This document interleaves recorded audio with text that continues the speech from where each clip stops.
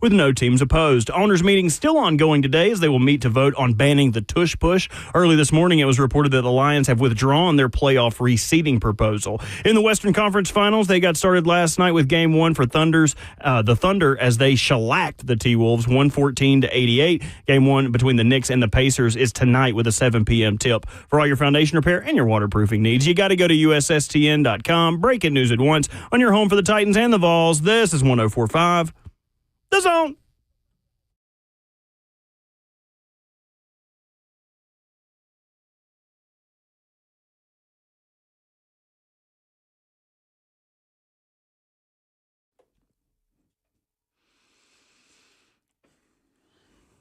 Good morning.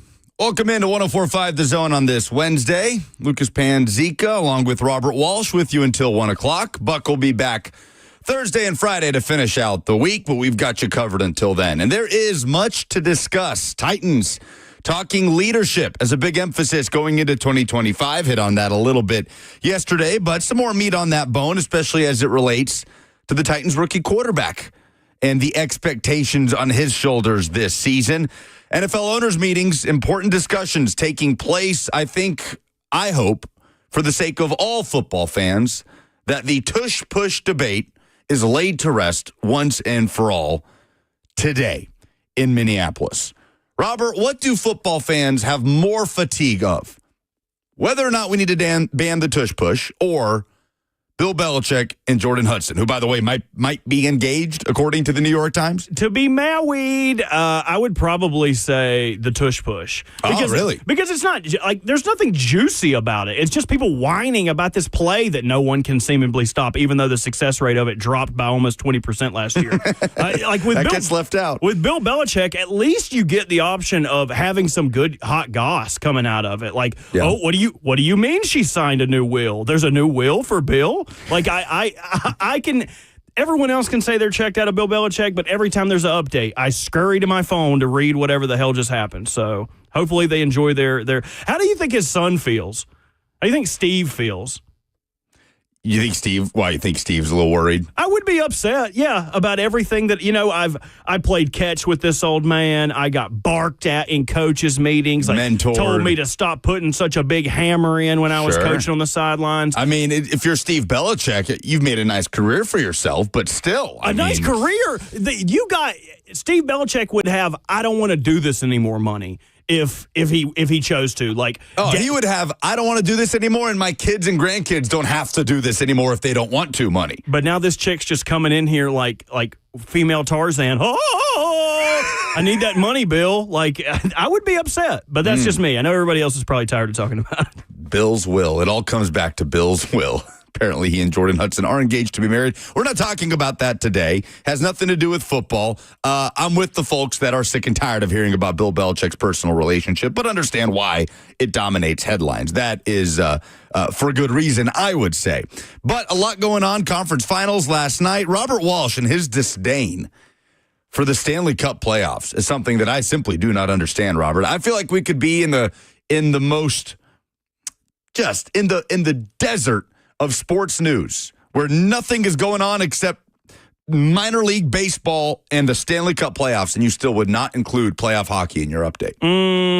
Well, mostly it's because I don't know anything about hockey. See, I've used this word a lot. I don't know if anybody knows what it means, but I'm into min-maxing. So minimizing what I'm not good at, maximizing what I am good at. I don't know the first thing about hockey besides you use sticks to hit a little black puck on ice. That's about it. So when it comes to, they scored in the third period, someone would know I'm a dumbass instantly talking about hockey. So I just pretend not to. If you guys want to know hockey scores, you got some on your phone. I'm going to tap mine on the microphone. Go look it up. Go look it up. Panthers 5-2 over the Canes in Game 1 of the Eastern Conference Finals as they look to repeat as Stanley Cup champions. Anyway, that's not the place where we start. We start, of course, in a place that has to do with yet another lawsuit towards the NCAA, this one featuring a former, Tennessee student athlete. As you've probably seen by now, former Tennessee point guard, we learned yesterday afternoon, Zakai Ziegler is suing the NCAA for another year of eligibility. Now, we've seen this exercised by players like Diego Pavia using their JUCO year to get another year of eligibility at the D1 level. It worked for Pavia. It has not worked for some others. Zakai Ziegler is taking a different approach. Zakai Ziegler is trying something new here. He's trying to use the redshirt rule to his advantage. As you know, you can redshirt 1 year and, in the case of football, play up to 4 games and still have that extra year of eligibility tacked on to the end of your time in college. Zakai Ziegler is suing the NCAA, saying that if he had sat out games and redshirted a year, he would have another year of eligibility and that he should not be prevented from that extra year simply because he played instead of redshirting. The lawsuit states also that Ziegler earned $500,000 in NIL last season and that projections from Spire Sports, which is the collective associated with the University of Tennessee, have Ziegler's NIL evaluation for next season between $2 to $4 million. So this will be yet another interesting case study of whether or not a court tells the NCAA that their rules don't matter and are unconstitutional. Because you might hear this and say, you can't just do that. You can't just play all 4 years, not redshirt a year, and say that you still should get the other year because nobody's done that yet. But this, to me, feels like the juice could be worth the squeeze for Zakai Ziegler, right? For a guy that isn't much of an NBA prospect to maximize his value in the college game. Why not take a swing at the potential of a court telling the NCAA, once again, your rules don't matter and are unconstitutional? So for Ziegler, this makes sense. And I understand why this could get Tennessee fans very excited. Because we did a farewell tour for Zakai Ziegler. He's an absolute program legend. The story is incredible, right? Coming from a just totally unknown prospect from New York, discovered in Georgia by Rick Barnes. One of really the only power conference offer was from Tennessee. And, from jumping subways in New York to, or sneaking into subways, I should say, New York to being a star SEC Defensive Player of the Year. We know the Zakai Ziegler story. So it could definitely get Tennessee fans very excited at the potential of Ziegler coming back. Until you realize that Tennessee already replaced Zakai Ziegler. Tennessee brought in former Belmont and Maryland point guard Jacoby Gillespie to play point guard next season. And for a price that kind of fits that range that Ziegler says he's worth, or Spire Sports says he's worth, next season between $2 to $4 million. I believe I heard Chris Lowe of ESPN on 3HL, not yesterday, which, by the way, his segment yesterday with 3HL, very informative. Go check it out. We'll talk later about some of his subject matter on the current tension between Tennessee and the SEC involving a Tennessee state law. You can go watch that video on the 104.5 The Zone YouTube page. Subscribe while you're there. But a couple weeks ago, I heard Chris Lowe on 3HL saying that Jacoby Gillespie came to Tennessee for about $3 million and that he could have made more elsewhere, that the Villanova offer was higher than that, but he came to Tennessee for about that figure. So we shouldn't assume that if this breaks Zakai Ziegler's way, that he will just come back to Tennessee. Interestingly, there's another player that Rick Barnes could use returning more at this point than Zakai Ziegler, and that's Jordan Gainey. Tennessee still kind of has a hole there at the 2, at that shooting guard spot that Jordan Gainey was excellent for the Vols at last year. So it's not to say that Tennessee wouldn't want Rick or Zakai Ziegler back. It's that Tennessee's already gone down the path of replacing him. They've allocated funds towards that. And what would that mean for a guy like Jacoby Gillespie, who has the idea that he's coming in to be this team's point guard, and then suddenly here's Zakai Ziegler trying to come back into college basketball? So it's a little bit complicated. I understand why he's trying to do this. This makes a ton of sense. It would be a tough pill to swallow for Tennessee fans, I imagine, to see Zakai Ziegler come back into the college game and wear another team's jersey next year because of the way Tennessee has gone about replacing the void left by Zakai Ziegler, seemingly exhausting all of his eligibility. Brandon on the F&M Bank chat says, Gillespie would be the point guard. Ziegler would have to play another role, but he may just cross that path once he get there, would make more money somewhere else. So sure, Tennessee could make room for Zakai Ziegler on this roster, but it changes the dynamics of things. And are you paying Zakai Ziegler between $2 to $4 million to come back? Okay, Slay has corrected me that Gillespie could have gotten $3 million from Villanova, and he is making just under $2 million from Tennessee. Thank you, Ron Slay. So Tennessee got a discount either way. I just had those figures a little bit off from what Chris Lowe told 3HL a couple of weeks ago. So this makes for an interesting situation. Now, I heard Will Bowling on Ramon and Will earlier today say that, and he's right, that this opens a totally different Pandora's box than the one Diego Pavia opened, from players that are trying to use that year they spent in JUCO and make it not count towards their eligibility at the D1 level. There are a lot more players that would try to go this path, that would have the option to go down this path that Zakai Ziegler is trying to go down. So it would open quite the Pandora's box if this breaks against the NCAA. So a question. I am not the foremost most expert on transfer rules and whatnot, but like, wouldn't the NCAA just say like you can play another year in college if you'll just label yourself as a graduate transfer and go play at another school? Like, if you can make that money, then go make it at another school if that's your big deal. Or are you just complaining that you want to play for Tennessee another year? No, I think he just wants another year of eligibility. So he wouldn't be able to classify himself as a graduate transfer and go to another program. No, 4 years of eligibility is 4 years of eligibility. Okay. So, right. The only way you can get a fifth year of eligibility in this current version of the NCAA, I mean, there are various different stipulations, right? Whether you redshirted a year, whether you got hurt and missed an entire season, like a medical redshirt. There's also, we're kind of at the end of the era of COVID years, but we had guys playing. Who was the Miami? I think the Miami tight end that played. He was in his 7th or 8th year of college football this past season with the Hurricanes because he had that regular red shirt and the medical red shirt and the COVID year.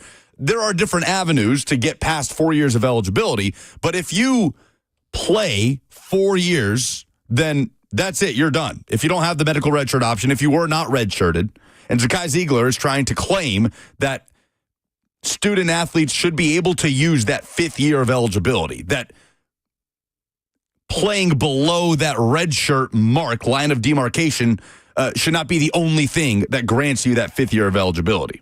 The player you're talking about, Cam McCormick. That's right. Played 7 years for Oregon before transferring to Miami to play his final 2 years. 9 years of college football. Yeah.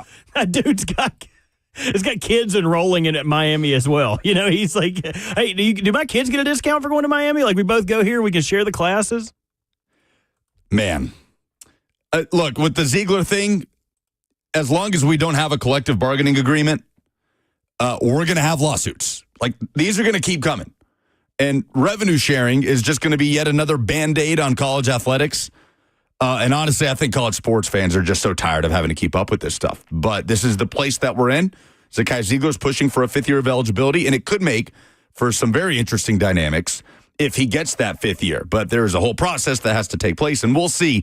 NCAA has made a habit of catching L's in these matters, and we'll see if that continues on here.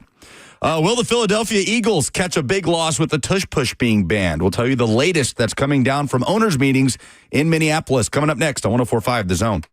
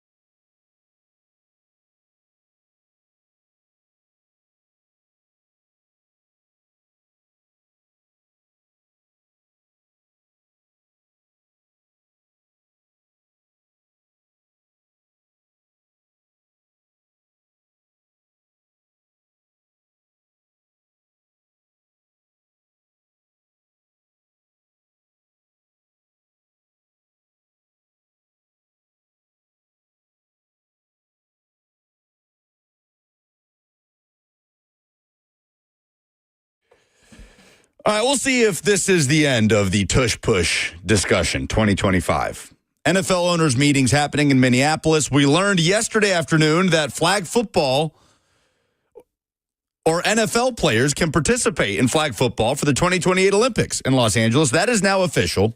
We've exhausted the flag football discussion, right? Who would you draft? Who would be your favorite players that you'd want to send? All the stipulations that every NFL team can send one player.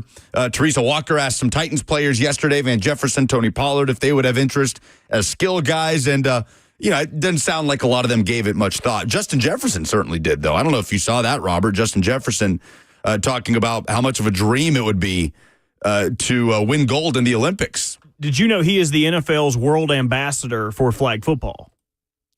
I had no idea. Yeah, so this started at the Pro Bowl a couple years ago, I believe, but I read that yesterday, and I was like, oh, that makes a lot of sense. Okay, well, there you go. That'd be fun. Justin Jefferson in the Olympics with some poor dude from Liechtenstein trying to grab his flag. But we move on from that, and the attention centers back around the Tush Push discussion. Now, in Minneapolis, there are multiple reports coming down about this debate. For reference, it was voted on in West Palm Beach, and they ended up having to table it. They didn't get the 24 of 32 votes that you need, and they tabled it to Minneapolis. Jory Epstein of Yahoo Sports reported that it is sounding like the Tush Push will have the support of not only Health and Safety Committee, but also Competition Committee.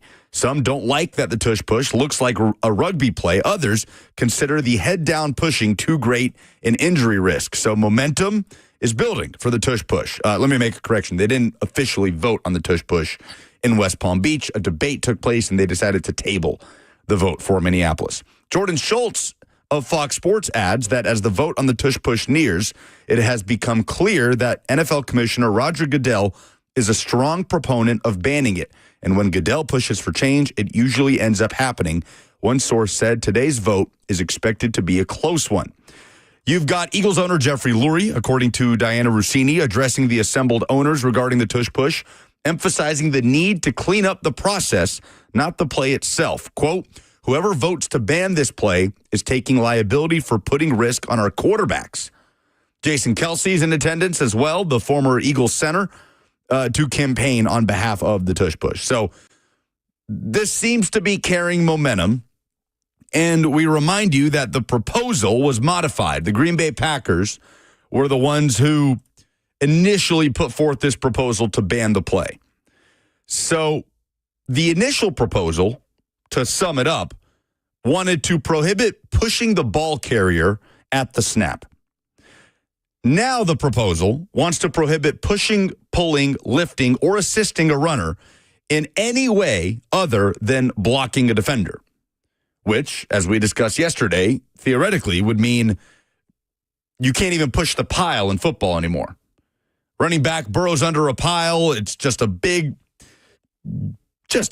conglomeration of offensive and defensive linemen, and you see the tight ends coming in and the wide receivers and the trailing offensive linemen putting every ounce of weight that they have into the pile just to get it across the line. In theory, this would ban that play happening on a football field, right?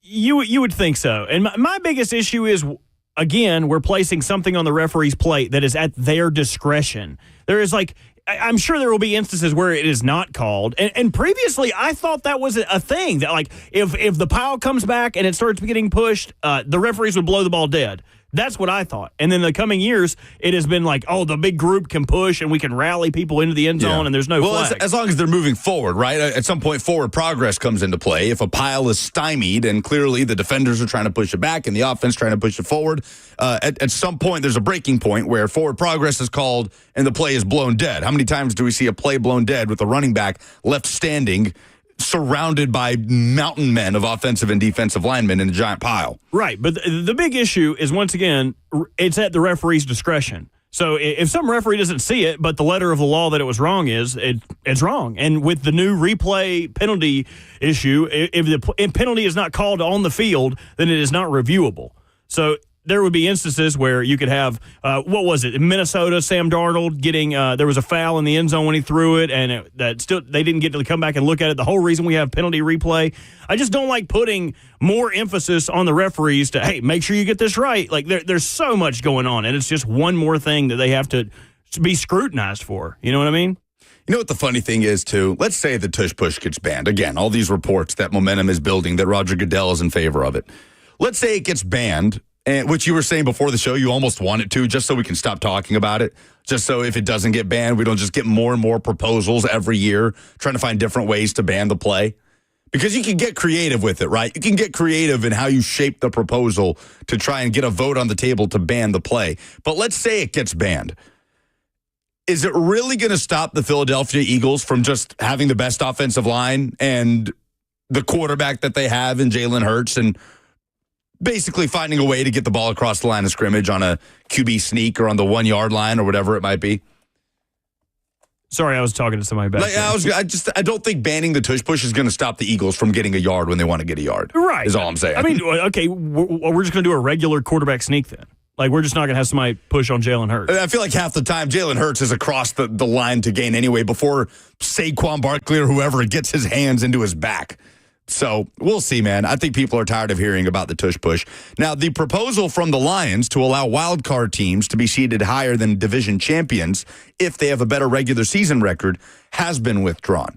They didn't even vote on it. It was withdrawn, so clearly it had next to no momentum, and the current system of playoff seeding remains in place. Although Ari Myrov saying that this is expected to come up again sometime in the future. So we have an update from Tom Pelissero.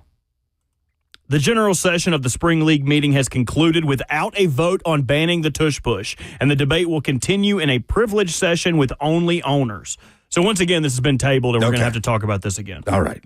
So tush push not going anywhere as of now. 615-737-1045. When's the last time there was a debate just this divisive at NFL owners meetings to be voted on? Whether it was, I don't know, maybe the pass interference. Had to be Saints-Vikings. Yeah, pass interference being reviewed. Where Stephon Diggs gets hit by, I believe it was Marcus Williams, super late after the play. No, that would have been, it was Saints-Rams. Oh, Saints-Rams. Yeah. You're right. Yeah, I don't remember because the Rams, the Saints were on offense. I don't remember the Saints receiver that was clobbered in the most obvious pass interference I think any of us have ever seen and wasn't called. You think that's the last time that something was this divisive at owners' meetings? It would have to be. Yeah. And as we know, that became a reviewable play. It took 1 year for it to go away as a reviewable play. Pass interference and the ability to challenge and review it after the fact. This also came down yesterday afternoon. 615-737-1045, by the way, is how you jump in. We are on 1045 The Zone TV as well. YouTube, Facebook, Twitter, and Twitch. But before we tell you about what the NFL is doing with its 32 teams and the league's global markets program, let me remind you to join 1045 The Zone for our 2025 Golf Classic presented by Ferguson, Monday, June 9th at Nashville Golf and Athletic Club, located in the heart of Cool Springs. This historic golf course features breathtaking panoramic views of the beautiful Middle Tennessee countryside. Purchase your team today and choose between 2 flights, 8 a.m. or 1 p.m. Spend the day teeing off with us. You are running out of time. Spots are limited. So to purchase, go to 1045thezone.com. Did you see the custom golf cart that Slay has thanks to Boswell Golf Carts? It looks incredible. It does. Last year, Slay and I were riding around on a like golf cart for the course, and we got off the path too far, and they shut our cart down.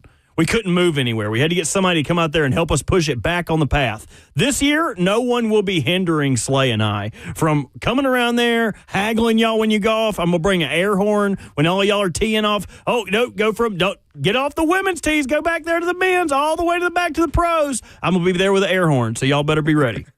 All right, be there. We'll be broadcasting live. Looking forward to it. We won't have Buck there, which is nice, the way that we like it. All 32 NFL teams are now officially part of the league's global markets program. This is straight from Ari Myrov. A major step in the NFL's continued international expansion. The program now spans 21 international markets, which gives teams the rights to engage in marketing, fan events, and commercial opportunities abroad. So, many of you have already seen that the country assigned to the Tennessee Titans is Ireland. Titans are one of 6 teams now that can engage in marketing, fan events, and commercial opportunities in Ireland. They are the Packers, the Jags, the Chiefs, the Jets, the Steelers, and the Titans. So teams are kind of spread across multiple countries. Some NFL teams are basically being put in multiple countries, like the Chiefs are in Ireland. They are in Mexico, in the United Kingdom, in Switzerland, in Austria, and in Germany. I don't think there is a team that got more countries than the Kansas City Chiefs. Maybe the Rams, who got the United Arab Emirates, South Korea, New Zealand, China, Australia, Japan as well. So, but that makes sense because they're on the West Coast. Yes. Right? Like the travel would be simpler for the fans of those nations to go to games. What I'm enjoying is seeing the countries that only got one team, right? Like Greece, LA Chargers. The LA Chargers are the only team that can engage in commercial opportunities in the country of Greece. Ghana got the defending Super Bowl champions. Pretty good draw for Ghana. France got New Orleans, which makes sense. That's the only team they got. Colombia gets the Miami Dolphins. South Korea gets Los Angeles Rams, the only team that they get. That all makes sense. What did Nigeria do, Robert, to deserve the Cleveland Browns? Not a damn thing. What are we doing? Why? Nigeria gets just the Cleveland Browns, and the Cleveland Browns are the only team that can do any marketing in the country of Nigeria. God, that's unfortunate. Maybe they're big fans because I was going to say it should have been somebody who would have but I just don't even see the connection. You know what I mean? Like, it doesn't make any sense to me. You just give them the worst team imaginable. You guys will be fans of the NFL? Try this really crappy team out. Tyler on the F&M Bank chat says, how do the Chargers get grease and not the Titans? Look, Titans have not leaned into the Athens of the South thing in years. That was a big staple of the Titans at the early onset, right, with the Delphia Coliseum and in the initial stages of them being called the Titans. But the franchise itself has not leaned into that aspect of it in a very long time. So I'm not surprised that Greece did not get the Titans. So I'm not going to continue beating the dead horse of how I feel about the NFL's attempt at finding a foothold internationally, right? Doesn't serve anybody except for the National Football League itself. Doesn't serve fans, certainly doesn't serve players when it comes to safety and playing abroad and all of these things. So we'll see. I'll be fascinated to know just how much interest there actually is in these countries. Maybe in English-speaking countries like the UK and Ireland, where American culture is just a little bit more prominent. I don't know. I don't know. But I believe we may have Seamus on the show tomorrow to talk about this as our resident Irish representative of the Titans fan base. So maybe he could shed some light on how the people of Ireland will embrace the Tennessee Titans. I mean, they're up against some pretty premier franchises for the attention of the good people of Ireland. Like, you're up against the Steelers, the Packers, the Chiefs. I mean, the Jets are a crappy franchise, but it's still the New York Jets. So it's the Titans and Jags kind of trailing along, trying to grab some marketing opportunities in Ireland. So we'll see how that goes. Guy, you better hope them Irish kids like blue. You know, like, you better get them while they're young. Don't let them learn anything about the teams. Just, what's your favorite color? Yeah. You like blue? Exactly. All right. You'll love football. Hop on board. So there you go.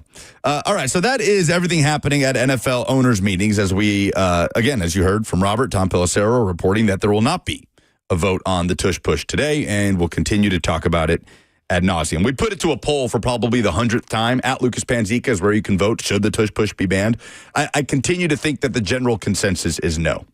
What the hell were they doing all day? Y'all had 2 days of owners' meetings to vote on this. Like, this has to be the most unproductive. All you have to do is say, okay, everyone for, everyone against. How does this get tabled? Votes don't take that long. Do it electronically. Send them an email. Well, and it was just the one vote yesterday, too, at the flag football thing. And that, I mean, we didn't learn about that until, I feel like, late in the afternoon. They didn't even have to vote on the Lions playoff seating. That got withdrawn. Like, you would think they had info. What the hell were y'all talking about?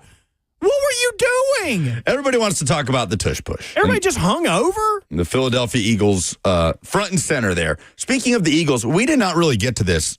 Eagles head coach Nick Sirianni has signed a long-term extension after winning the Super Bowl. As is typically the case, we don't know the exact figure. We don't know the exact timeline of the contract. But it has prompted some interesting discussion about Nick Sirianni and kind of where he stacks up in the public view as one of the best head coaches in the National Football League, because he is one of the best head coaches in the National Football League, right? Like there's no debate about that at this point with Nick Sirianni. Now with multiple Super Bowl appearances, he's made the playoffs every year. He got over that Super Bowl hump last year, and he has arguably the best, if not one of the best, general managers and well-run organizations in the NFL at his back. But we put it to a poll yesterday. Who do you consider to be a better head coach in the NFL? Kyle Shanahan or Nick Sirianni? 59% of the audience voted Kyle Shanahan, who has been to 2 Super Bowls like Nick Sirianni, but has been unable to get over that Chiefs hump, which Sirianni obviously did back in February. How is Nick Sirianni viewed generally? Like, if you were to poll 100 NFL fans, like diehard NFL fans, where do you think he would end up ranking on average, the mean of how those fans would rank Nick Sirianni 1 through 32? As far as a head coach? Yes. Like, even if you're asking diehard NFL fans, I feel like their opinion of him as a person is going to cloud that. I would say the mean would be top 10. 8, 9, 10, somewhere in there. I don't think people would say he's a top 5 coach, even though he has the argument to be. Would because I think most people would say Kyle Shanahan is a better coach, right? And I would probably agree with them. Even though he doesn't have that Super Bowl. Okay. Right. Andy Reid, unquestionably, is a better coach. Who was also chased out of Philadelphia. That's true. Like, just because he's a good coach doesn't mean Philadelphia is going to keep him for the long run. They kicked Andy Reid and Doug Peterson out of town. Like, just because he took you to a Super Bowl doesn't mean they're going to let him stay. Would most people vote, or would you vote Mike Tomlin a better head coach than Nick Sirianni? Yes. Yes, I agree with that. John Harbaugh, yes. Yeah, come on. Multiple Super Bowls. Ravens super fan. You wouldn't put John Harbaugh ahead of Nick Sirianni in a coaching power rankings right now? Singular Super Bowl. He was not the coach. That's right. I'm sorry. All good, but it's tough because I think he's in a similar boat as Mike Tomlin, as the message is getting stale. Like, you just hear the same thing. You eat the same thing for dinner every night. Like, I just wonder if it's getting close to running its course. That doesn't affect how good of a head coach he is, but right now I would probably say Nick Sirianni is a better head coach than John Harbaugh. Okay. Being able to navigate the Jalen Hurts and A.J. Brown drama, still end up with a Super Bowl, I would give Sirianni the edge. After those head coaches, who can you say definitively is a better head coach than Nick Sirianni right now? Sean McVay. Sean Payton? That's tough. No, I wouldn't say Sean Payton is a better head coach, even though the turnaround has been impressive with the Broncos, especially considering where they started, like trading that massive haul for Russell Wilson and then ending up with your franchise quarterback without having to trade any assets and Bo Nix. Pete Carroll right now.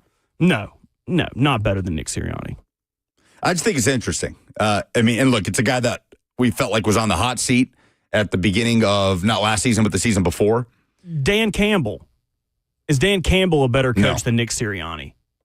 No. I think that's tough, man. That's tough. How can we say Dan Campbell's a better coach than Nick Sirianni?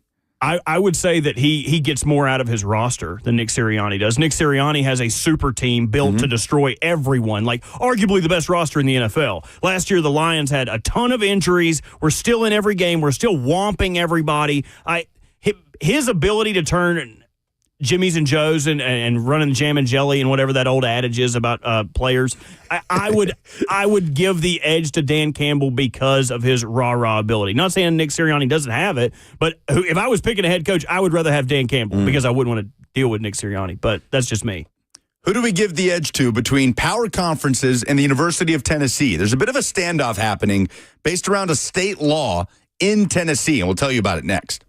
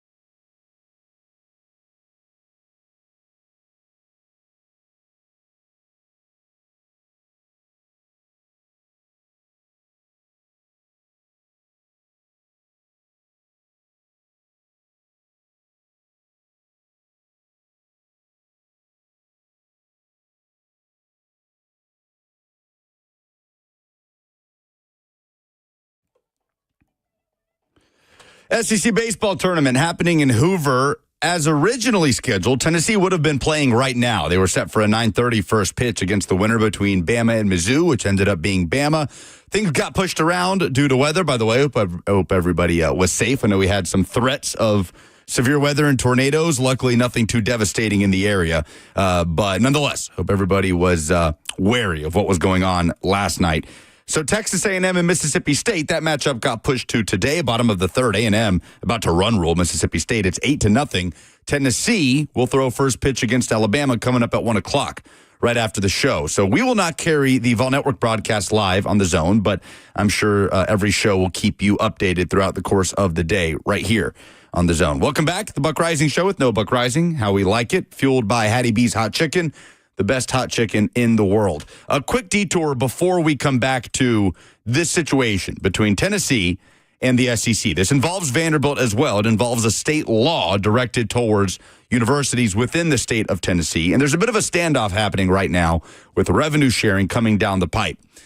But quickly, Adam Schefter and Diana Rossini, many reporting that a ban of the Tush Push play, there was a vote, and it did not receive enough votes. So the play is alive. There will be tush pushes in the 2025 season. The Tom Pelissero report from earlier stated that the general session was over and that the debate was going to continue among just owners. It did. They ended up voting on it, and the ban proposal from the Packers did not get enough votes. The tush push still alive going into the 2025 NFL campaign. We failed to mention this, Diana Rossini, NFL owners did pass a rule change that would allow teams to declare onside kicks at any point during a game if they're trailing. And they will be kicked from the 34 instead of the 35. So we were very curious about, as we went into this new era of kickoff format in the NFL, what tweaks and changes would be made. And clearly, NFL owners liked this new kickoff format. It wasn't even a discussion to go back to the old way. But we were complaining about it all season long, the idea that you can't declare and even try an onside kick unless it's the fourth quarter. If you're down, you should be able to try an onside kick whenever you want. You now can if you are trailing. But to kick it from the 34 instead of the 35 is interesting to me. Yeah, two things. One, file that under things to ask John Bones Fossil about whenever we get to talk to him, like why the hell it matters it's from the 34 and not the 35. And then also, don't care. It's lame. You should be able to surprise onside kick. It's a part of strategy. It's one of the hardest plays in sports to complete. Why are we protecting it? Why are we, don't want anybody to be caught off guard? Nah, who cares? Let them fake an onside kick and kick it down the field. I don't care. They can do it whenever they're trailing. Lame. Who was it? I think it was Sean Payton who came out in the Super Bowl first half, did a surprise onside kick. You should be allowed to do that. That's one of the most legendary plays in NFL history. But you can't right now with the current kickoff format. The way players line up, it's impossible to. So I'm with you, man. That was one byproduct of this that I know a lot of people did not enjoy. All right. There is a new Tennessee state law. Ross Dellinger reported this first. I'm reading this from Adam Sparks of Knox News. A new Tennessee state law that went into effect May 1st that allows universities within the state of Tennessee to pay college athletes beyond the limits that will be set by the NCAA if and when revenue sharing becomes official, when the House settlement ends up getting approved by Judge Claudia Wilkin, which will officially bring revenue sharing to college sports. It will give universities a cap on how much they can spend on student athletes across sports, however they so choose, as long as it is at or below that approximately $22 million mark. And it will also give the NCAA a federal nod, so to speak, to be able to regulate NIL spending in college sports. But this Tennessee state law states that schools in Tennessee are protected to spend whatever the hell they want to on their student athletes, no matter what the NCAA says they can or can't do. So this is from Adam Sparks of Knox News. There is a loyalty document being circulated by power conferences that demands that member schools agree to follow new rules involving paying players despite any state laws giving freedom to circumvent those rules. And the pledge also requires schools to waive their right to sue the NCAA or conferences if they disagree with the implementation of those rules. So it kind of brought us to a standoff here where the SEC and these power conferences basically are saying, we don't care what your state laws say. You have to sign this document that says you will be compliant with these rules that we're setting for everybody, or we'll kick you out of the conference. And it's created this discussion of Tennessee versus the SEC. Could the Southeastern Conference actually try to boot Tennessee or Vanderbilt, because this applies to them too, out of the conference for not wanting to sign this document and for saying, no, we want to follow our state law, not NCAA rules? Tennessee put out a statement saying, quote, the University of Tennessee has committed to following the House settlement if it is approved. That commitment has not changed. We appreciate the Tennessee General Assembly's forethought in passing NIL legislation that provides future protections for student athletes and institutions beyond the House settlement. So Tennessee looks like it is being compliant, but it may not be that simple, because Tennessee is going to want legal protection if these new rules violate antitrust law. There are a lot of things that Tennessee fears could happen if it's not given that liability protection by the state law. Adam Sparks lists them out a little bit here. He says lawsuits on numerous antitrust grounds are anticipated after the House settlement is approved. The NCAA, power conferences, and schools could be sued. There's no indication whether those suits would be successful, but UT doesn't want to be among the defendants, and the state law says that Tennessee schools don't have to follow anti-competitive NCAA rules.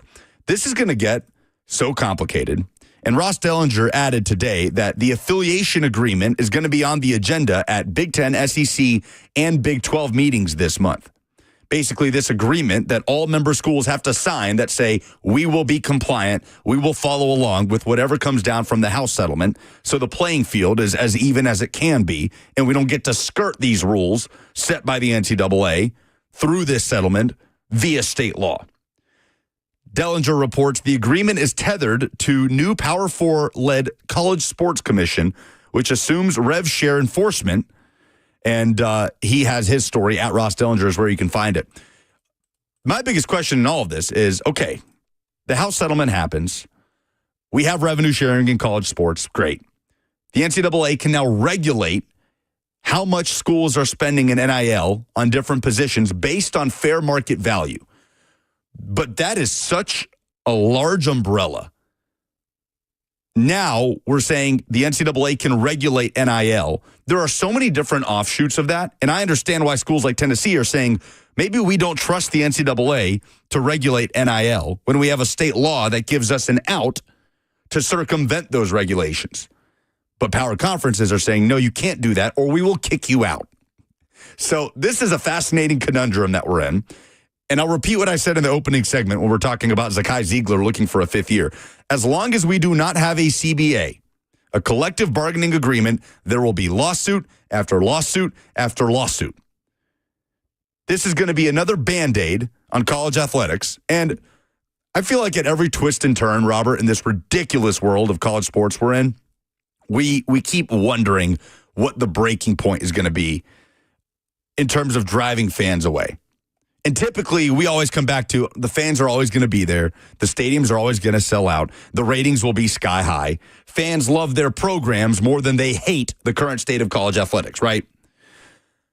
But I guess my question is, how much can we continue to take that for granted as more and more people are getting turned off by the interest in team building through recruiting, I feel like, has taken a huge hit.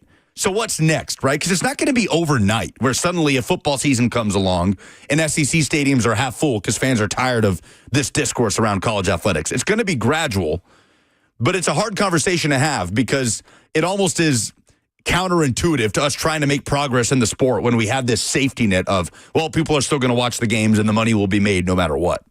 I will say, if they get kicked out of the SEC, would it be the worst thing if they ended up in the American? you're beating up on USF. You'd get an automatic bid for winning your conference. Like, you would destroy the American. And here I was thinking we were going to get an ACC Truth or Robert Walsh segment out of you. This is only because I want to go to Knoxville with you to watch the Volunteers play the Pirates. If you join the AAC, we could make that matchup happen. Dominic on the F&M Bank chat says UT can just be independent.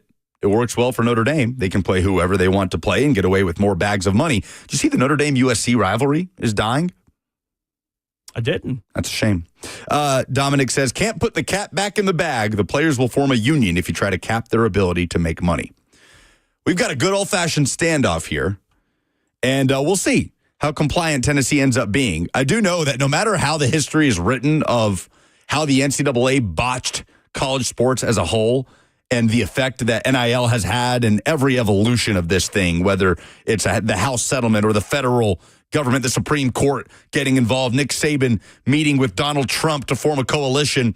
Here's the University of Tennessee just front and center with this thing. At every turn, it feels like, from the Jeremy Pruitt firing and everything that followed, from the Nico Iamaleava lawsuit that Tennessee fought to keep him eligible, to this point where this Tennessee state law says, no, Tennessee and Vanderbilt or any other university in the state don't have to follow the rules set by the NCAA, no matter how those rules are set. So revenue sharing can come. Doesn't mean it's going to fix anything. Maybe we need to get sports attorney Dan Lust on here at some point soon to explain to us how we can even cross that bridge of getting a CBA into college sports, because that also feels easier said than done. Dumbest thing in sports coming up next. Do we have anything to give away? Oh, my God. This might be the best prize we've had for dumbest thing in sports, at least in my opinion. Do tell. If you call in with the dumbest thing in sports, 615-737-1045, we have your chance to go see Lil Baby with special guests Big X The Plug and Ellie Choppa and Low Shimmy, June 8th. June 8th, and what venue? At Bridgestone Arena. Oh, can we come back to Drip Too Hard instead of the dumbest thing in sports theme? Probably not. No? Okay, that's fine. 615-737-1045. Lil Baby tickets on the line. All you got to do is tell us what is the dumbest thing in sports this week. The best submission will win the tickets. We'll do it next.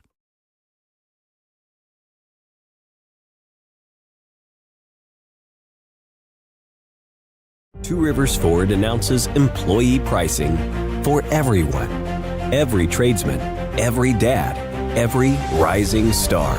You pay what we pay. Two Rivers Ford. Locally owned. American made.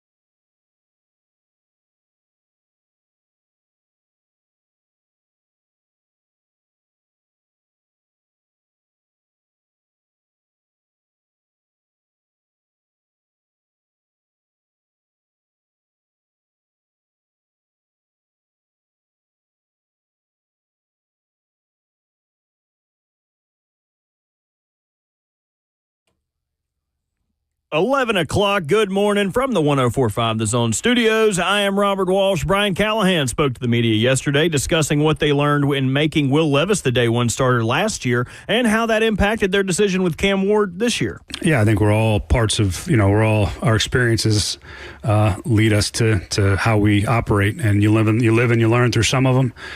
You make adjustments, you grow, you do things differently, and certainly there's parts of that I learned lessons in, and I've learned to move forward and you try to grow and do it better the next time. I think that's everybody's goal, coaches, players. I think humans in general try to do that. So, yeah, there's definitely parts of that I think we could have done a better job, and our job is to do it better the next time, and so that's where we're at. NFL owner meetings have concluded, voting yesterday to permit players to participate in flag football at the 2028 Summer Olympics in Los Angeles. The notion passed with full support of 32 yeses, with no teams opposed. And owners voted today and agreed not to ban the Tush push. The Lions have withdrawn their playoff reseeding proposal. In the Western Conference Finals, they got started last night with Game 1 between the Thunder and the T-Wolves, as the T-Wolves got shellacked 114-88. Game 1 between the Knicks and the Pacers is tonight with a 7 p.m. tip. For all your foundation repair and your waterproofing needs, you got to go to USSTN.com. Breaking news at once on your home for the Titans and the Vols. This is 104.5 The Zone.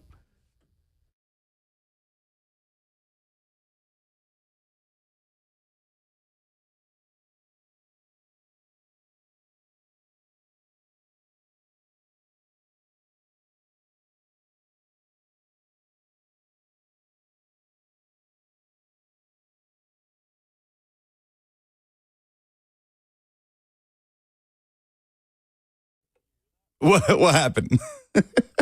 What happened? Guess our board's not working anymore. I am playing the music, and it's currently not playing. All right, well, now you have to do it a cappella. Have you seen anything in sports this week that's been pure idiocy? What the hell? God, give me some warning. Something that made you got to get off your chest. What's the dumbest thing in sports this week on the Buck Rising Show? 615-737-1045. I'm not hearing any music, though. I'm not hearing the music bed under it. Yeah, I don't know what to tell you. No, I need it from you, though. I need it from the a cappella. Oh, I don't even know what the hell it sounds like. Give me something. Well, give me a beat to start with. No, I'm not giving you a beat. Come on, a cappella. Just bing, bing, bing, bing, 615-737-1045. All you got to do for a chance to win little baby tickets is give us the dumbest thing in sports this week. The best submission heads to see Lil Baby. When's the show? Is June 8th, I believe. June 8th at Bridgestone Auditorium. All right. I will start the bidding. Everything's going swimmingly here. I'm flustered back here, honestly. The Cleveland Browns are the dumbest thing in sports this week. The Cleveland Browns, as we know, drafted 2 quarterbacks last month. And that inflated their QB depth chart to 4 because Deshaun Watson, non-factor for 2025, right? Unless he isn't. Because apparently, despite the fact, okay, good, it works. Despite the fact that Deshaun Watson has twice torn his Achilles tendon, he continues to work his way back to 100%. This is from Pro Football Talk. And Mary Kay Cabot, the Cleveland beat writer of Cleveland.com, the preeminent Browns beat writer, reports that Deshaun Watson, who is now out of his walking boot, has been throwing to Jerry Jeudy and David Bell indoors at the Browns facility. She characterizes Watson's rehab process as excellent. Mike Florio says if Watson continues to improve, it will make things interesting in Cleveland and delicate. So, they have 4 healthy quarterbacks at the moment. If Deshaun Watson is any sort of factor in 2025, they will have Kenny Pickett, Joe Flacco, the 2 quarterbacks they drafted in Dylan Gabriel and Shedeur Sanders, and Deshaun Watson. Florio adds it will make it very hard to stash him on the PUP list for 2025 if he's agitating to be cleared. And he reminds us that it'll be very awkward if and when he plays for the Browns, given that owner Jimmy Haslam has publicly admitted that the Deshaun Watson signing was a failure. Largest fully guaranteed deal, only first fully guaranteed deal in NFL history. A failure. And Deshaun Watson could potentially be available for the Browns in 2025. Again, checkers, not chess for the Cleveland Browns. Drafting 2 quarterbacks to a room already full of quarterbacks with their $235 million man potentially coming back from his Achilles. This feels like it's going to end in disaster. It feels like disaster is much more likely for Cleveland, that they will have no direction whatsoever at the quarterback position. That feels so much more likely than one of these quarterbacks rising up and grabbing the reins of this job. how is Shedeur Sanders, how are either of them, Sanders or Gabriel, supposed to have confidence and feel like there's a franchise rallying around them in a moment where they are swimming in an ocean of quarterbacks in Cleveland? The Cleveland Browns continue to be the dumbest thing in sports this week. All right, 2 and 3 work. That's just me testing my buttons over here. My dumbest thing in sports is Joe Burrow. Joe Burrow was at the podium yesterday, and you know he's the only interesting thing in Cincinnati because he was plastered all over Adam Schefter. Everybody had to hang on every word he had to say, and most of them were stupid as hell. We'll start with him saying, I'd really like to grow the international game. Why don't the Bengals have any international games? Playing in Baltimore for the 4th straight primetime year isn't ideal. Maybe we could get one of those in Cincinnati next year, please. Maybe an international game next year, too. He goes on this long diatribe about how he has invested in the game and he wants to grow the game internationally, and that's why he was so interested in the Netflix quarterback show. Shut up. No, you weren't. You were interested in that because of the cold, hard quiche. You wanted the money. Same reason you want the game to grow internationally, because it means more money in your pocket, more little kids running around with Joe Burrow. Don't confuse Joe Burrow with, I want to grow the game internationally. I hope that everyone likes football all around the globe. When did he become Mickey Mouse? Yeah, well, he just right then when I started doing his voice. That makes no sense whatsoever. I just want to grow the game, man. That doesn't mean anything. Joe Burrow, shut up. Just work on being pretty and throwing a long ball. That's my dumbest thing in sports. Sometimes I'm jealous of the unbridled, passionate hate that you AFC North fans have for one another. Ask Ramon. I'll call Ramon right now and be like, who you hate? I want that. I want that in more NFL divisions. More NFL divisions. Well, they deserve it. That's Ravens fan Robert Walsh against Bengals quarterback Joe Burrow. I'm kind of with you on the grow the game thing being the reason for doing the Netflix documentary. Oh, he's so high and mighty. Oh, yeah. I just want to give back to the game. Shut up. Shut up. 615-73. See, Titans fans, you're not the only one upset about your primetime situation. 737-1045 for you to win Lil Baby tickets, the best submission for the dumbest thing in sports this week. We'll go to the show. Bill in Lebanon is up first. Hey, Bill. Hey, guys. This is an easy winner, no doubter. Mr. Ryan Clark. He thinks he's so articulate, intelligent, and then Angel Reese, Caitlin Clark, and he told RG3 that because he has a white wife, he cannot comment on the situation. Ryan Clark, you're an idiot, and you're the dumbest thing in sports. Thanks for the call, Bill. Remember to stay on hold if you want to win the tickets. If you are the winner, Robert will pick up the phone and give them to you. We talked a little bit about the Ryan Clark RG3 thing yesterday. My biggest issue with it is this public, like, quote tweeting of each other's stuff to have these long, drawn-out discussions going at the other person. Just call each other. I have no interest in hearing this beef being put into the spotlight. Dante in Franklin is up next. Hey, Dante. And he's gone. Great RJ, submission. yeah, that's good stuff from Dante. RJ in Phoenix is up next. Hey, RJ. What's going on, fellas? I'm going to stay in the AFC North with y'all, man. The Pittsburgh Steelers are the dumbest thing in sports. They got rid of their number one weapon in Pickens, and they're sitting around waiting on Aaron Rodgers. And if Aaron Rodgers do come back, he ain't going to be nothing but he was for the Jets anyway. Pittsburgh, Mike Tomlin will have his first losing season. They will miss the playoffs. And, fellas, June 6th is my birthday. I will be in Nashville if I win. Give them to me. All right. RJ in Phoenix campaigning. That always earns you some points. I mean, it is so un-Pittsburgh-like, this situation with Aaron Rodgers, isn't it? I don't necessarily agree with him on the George Pickens thing. Sure, because they're getting DK Metcalf. Right. And look, if Mike Tomlin doesn't want to deal with George Pickens, then get him out of there. The guy who was able to deal with Antonio Brown and Lev Bell and all of those situations. If Pickens is the spot where he says, get him out of here for a draft pick, then I will always defer to Mike Tomlin on most things, but especially on that type of situation. But I think I agree with him on the Aaron Rodgers situation. This feels so antithetical to what the Pittsburgh Steelers are as an organization to be held hostage to where Aaron Rodgers can take all the time he wants to decide when or if to sign with you this offseason. And if he doesn't, Mason Rudolph's your starting quarterback, maybe Will Howard at some point in the season after drafting him on day 3. Yeah, that's tough. Do you feel like this could get Mike Tomlin fired? Like, dude's never had a losing record. This coupled with the fact of, I think it was Ryan Clark who said this earlier in the week, of that Mike Tomlin's message has gone stale. He's been preaching into the ether for too long. That coupled with losing the locker room, is that enough to get Mike T fired? Sorry, who said that? Ryan Clark. Oh, okay. Obviously former I think Steeler. it was, at least. I could be wrong. Mike Tomlin's been the head coach of the Steelers since 2007. The longest tenured coach in the NFL. That is the thing that keeps coming back around. This incredible, just ridiculous run that he's had of no losing seasons, all these playoff appearances. I think I agree with you that a losing season, let's say Aaron Rodgers, which very well could happen, says, no, I want to retire after dragging the Steelers along for months and months and months. And the Steelers do finally have that losing season under Mike Tomlin. Taking that off of his resume, having never had a losing season, I think could push him across that breaking point with that franchise. Yeah, just coupled with the fact, even if Rodgers plays and he's bad, they could be like, we waited for this. You saddled our wagon to this donkey. Like, you think that this guy was going to help us? Like, you've lost it, dude. You can't evaluate talent anymore. I could just see them being like, all right, let's find the new cat. Let's find the new dude who's coming in. And if it happens, then I'm not really prepared for the discourse of the discourse working against Mike Tomlin, because if that happens, that ends a 19-year run.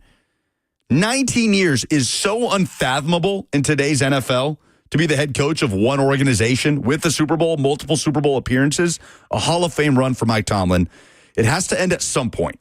And look, I mean, he's 53. Like, Mike Tomlin is not a Bill Belichick, just kind of let him go off into the sunset. Like, and I maybe that's a bad comparison with everything happening with Bill Belichick. But Mike Tomlin is 53 years old. This dude could coach. Pete Carroll's about to coach games at the age of 74. And that's a different animal. Like, Pete Carroll is his own thing, but Mike Tomlin could coach in the NFL for another 20 years. But I think I agree that a losing season in Pittsburgh this year could be that perfect spot to hit the reset button.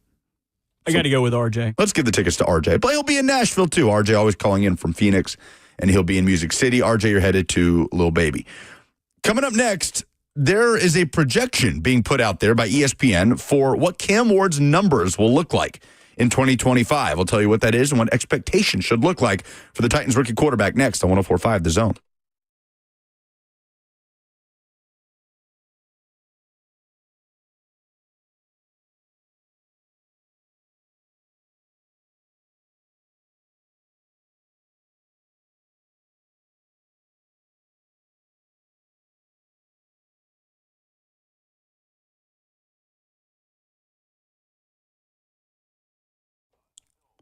Music City's coolest new spot is a place called Fog Street Lawn Club. Hey, it's Lucas to tell you about Nashville's premier soccer pub, your go-to spot to watch Nashville SC take on Orlando on the road in U.S. Open Cup tonight. Premier League action this weekend, final weekend of the Premier League season. It's even open early for those 6 a.m. kickoffs. But no matter the sport, great spot to watch the NHL, NBA playoffs.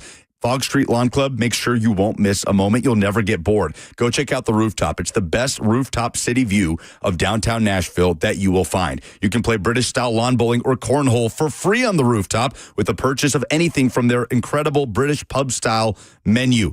Tons of space downstairs, bars, TVs everywhere, plus axe throwing at Bad Axe. Again, you'll never run out of things to do. Fox Street Lawn Club gives you the experience of downtown Music City with the great escape from the hustle and bustle. It's away from the craziness, but also just steps away from Broadway near the Gulch in the upcoming Pie Town neighborhood. Great for special events like parties or corporate events, and also their concert series coming up this summer. Go to fogstreet.com for tickets now. Check out Happy Hour Monday through Thursday from 3 to 6 p.m., and I will see you at Fog Street Lawn Club.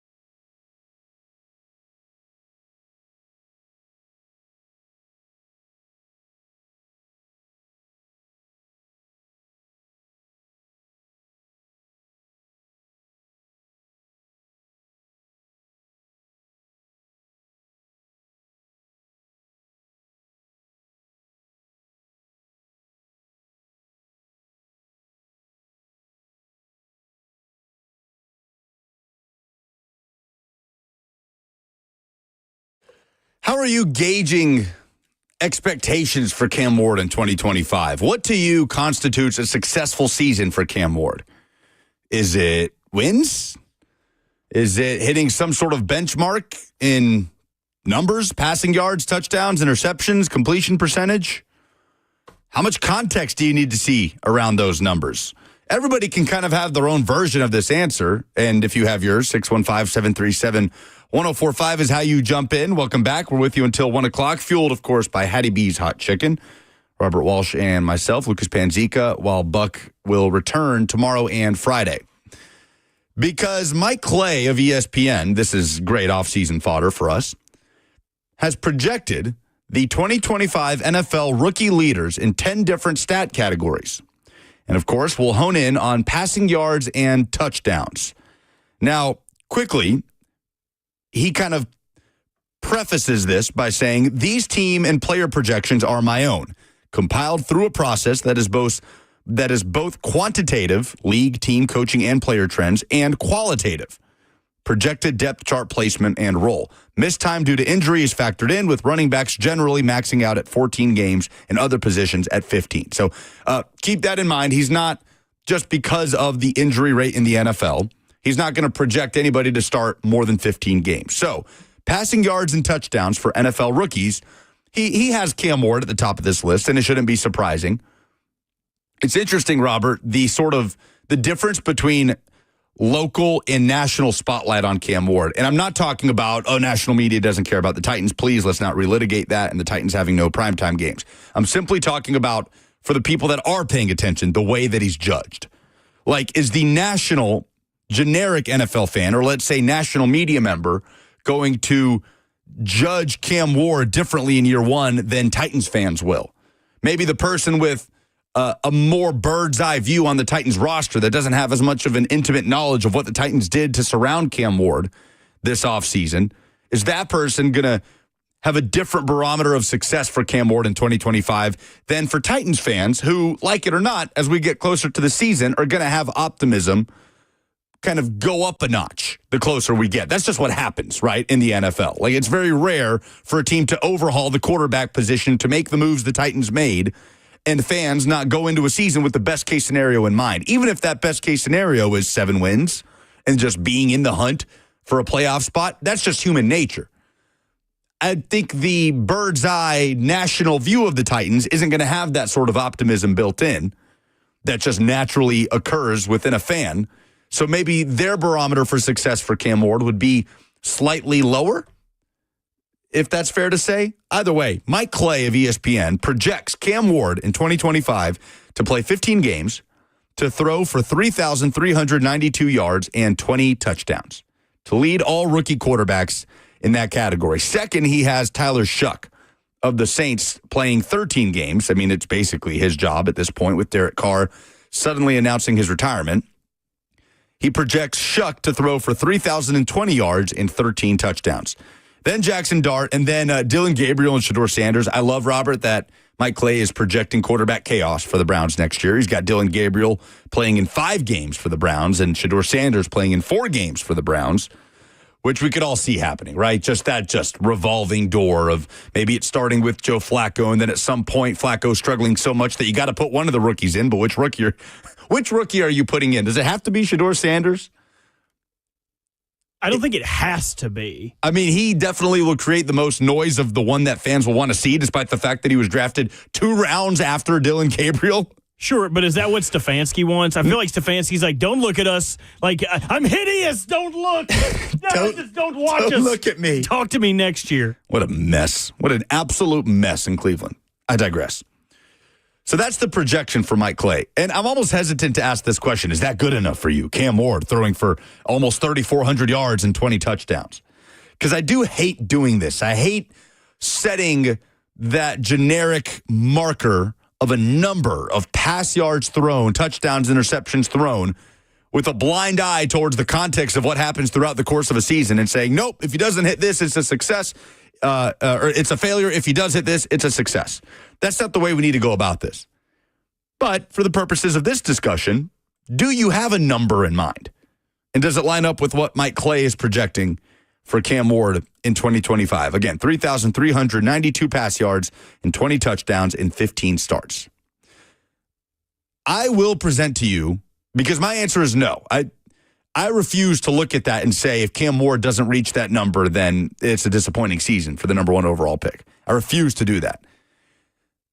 What would you say, Robert, right now is the general feeling, the general discourse around Bryce Young as the quarterback of the Panthers? Let's just say positive or negative right now. Positive. Positive, right? I present to you Bryce Young's numbers in the 2024 season. Completing 60.9% of his passes for 2,403 yards, 15 touchdowns to 9 interceptions. If you asked any Panthers fan, you poll any Panthers fan the day after Bryce Young was selected with the number 1 overall pick, at any point during training camp leading up to his rookie season, and you told them, hey, I have a time machine, and I jumped to the end of the 2024 season, and you wrote it on a piece of paper and pushed it across the table, Bryce Young's counting stats for 2024, and they read them, 2,403 pass yards, 15 touchdowns to 9 interceptions. What do you think the reaction of that Panthers fan would be? At the end of year 2 of the Bryce Young era, that's what the numbers look like. That's tough because I have to know if they won those games. I feel like your opinion of them is skewed, and that's why this is such a tough exercise. Is if they don't throw for any yards and they win the game, who gives a crap? Sure. You know what I mean? I would say they would probably be a little perturbed. I think the reaction would be negative if you said it's not like he did this in half the season and got hurt. Sure, I'm with you. In 14 games, he missed 3 games. I mean, he was benched. If you told them that, right? He played in 14 games because he was benched for the other 3 and threw for 2,403 yards, 15 touchdowns to 9 picks in year 2, you'd say, oh, God, do we have a bust? Correct. I agree with you. But that's not the feeling right now around Bryce Young. The feeling is positive because of the resurgence that he had in the back half of the season, because of how he played after coming off the bench, back in spelling Andy Dalton, following his benching for Andy Dalton. The feeling is positive right now around Bryce Young. They finished the season with, okay, we've got a quarterback. Let's go. Let's make it work to where we can get an entire season of a sample size of Bryce Young playing how he was intended to play when his name was called with the number 1 overall pick. So that's why I can't look at a number presented by Mike Clay and say, oh, he better hit 3,400 yards and 20 touchdowns. Because especially with the early season slate the Titans are facing, that defense playing the Broncos in week 1, hosting the Rams in week 2. Then you get your first divisional opponent with the Colts. We don't need to relitigate the stretch that they have, that first 6-game stretch, to where we were talking about it with Buck last week. What's best case scenario? We said 3-3, 500. If that's best case scenario for the Titans, given what they have right now and how long it's probably going to take for this team to learn how to play with each other in 2025, how often does best case scenario happen in those moments? What's more realistic, that they go 2-4? I'd say probably. How do Cam Ward's numbers look with a 2-4 start? Probably not great. It doesn't mean that we'll come away from those games thinking, oh, God, what have we done? He can still show flashes. It took Jaden Daniels and Bo Nix a while to kind of get their feet under them last season. They didn't hit the ground running as good of a season as they had. So Cam Ward could have an almost dreadful first half of the season with the offensive lines of J.C. Latham getting used back to playing on the right side, Dan Moore Jr., maybe there's an injury and somebody has to come back in week 7. He could have a dreadful first half of the season. But if he has a resurgent back half of 2025, it could completely change the dialogue around Cam Ward. So I'm not going to put any emphasis on a number that he has to hit. I think it's also worth noting, after hearing Callahan talk about Tony Pollard yesterday and the stable of him and Spears, what happens at the beginning of the season if this new offensive line is really hitting the ground running in the running game, and they want to take a lot of pressure off Cam Ward, they're running on early downs, that's going to take the ball out of his hands more, which is going to affect his end-of-the-year stats. If that happens, I don't think you can look at his end-of-the-year total yards and be like, oh, this wasn't a successful year, only because he didn't meet this threshold. We don't know if the running game was doing well. We don't know if the offensive line, to your point, if they took too long to gel. That's why projections are more, for me, just like a guideline. He doesn't have to hit it. He doesn't have to surpass it. If he comes underneath it, it's not the end of the day. But just what are you thinking he's in the realm of possibility of doing this year. That's why I like this exercise. Yeah. Another part of this is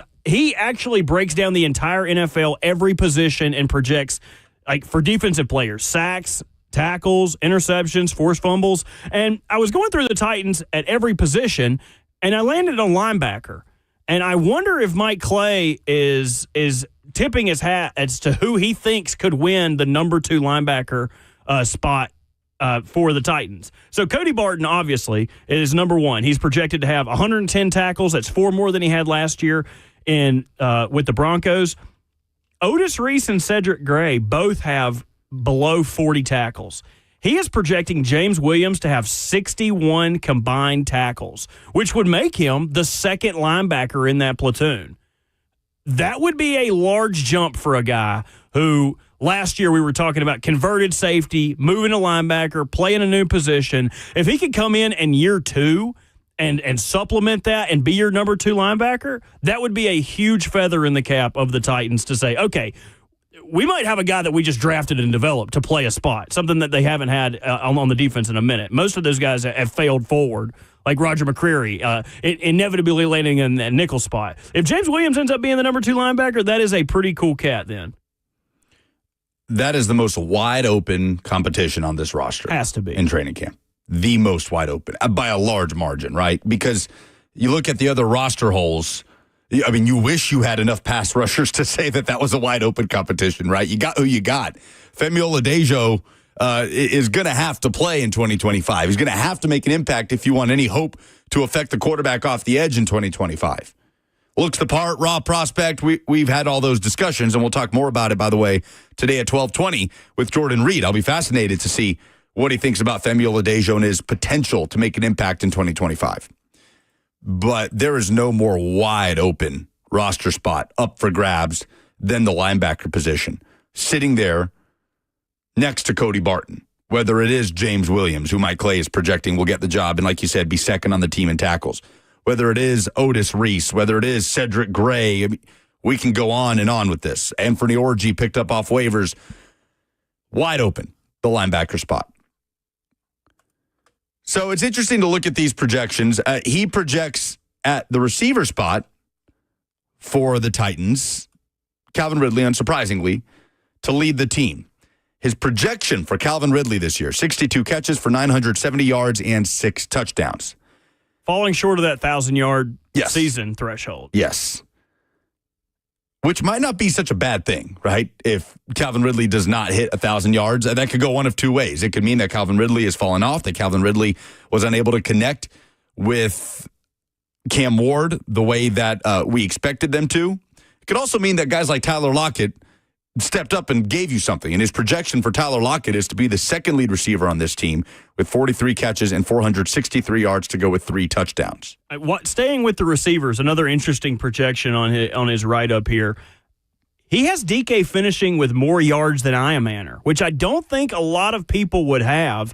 Obviously, just a projection again, but saying 23 catches, 276 yards, and 2 touchdowns to Iamaner's 20 catches, 237 yards, and 1 touchdown. But what I take away from this is neither one of those guys, at least due to this projection, are going to be super involved in the passing offense.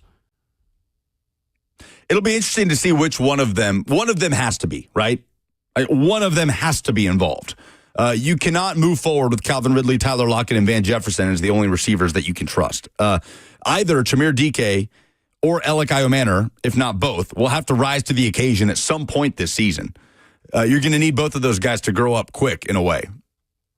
He's also sleeping on Bryce Oliver, suggesting he will not have a statistic in the 2025 not a single season. catch. Come on. But Treylon Burks has got 6 for 83. Come on. What are we doing? And this is all from a fantasy football projection standpoint, right? But I just think it's so interesting at the different ways people gauge expectations and what constitutes success for a rookie quarterback. Because Cam Ward is the only rookie quarterback that is sitting here, I guess, and Tyler Shuck now is in that discussion, of being the lockdown day one guy. And it makes for an interesting discourse around the Rookie of the Year race, which we've already talked about on the offensive side of the ball. But I am bracing myself, Robert, for the discussion around Cam Ward following that Broncos game. Following his Titans debut, going on the road to Mile High Stadium. and facing that defense. And I'm wary to say this because I don't want to hold Cam Ward's hand and just say, hey, guys, if he goes up there and throws 4 picks, it's okay. Don't worry about it.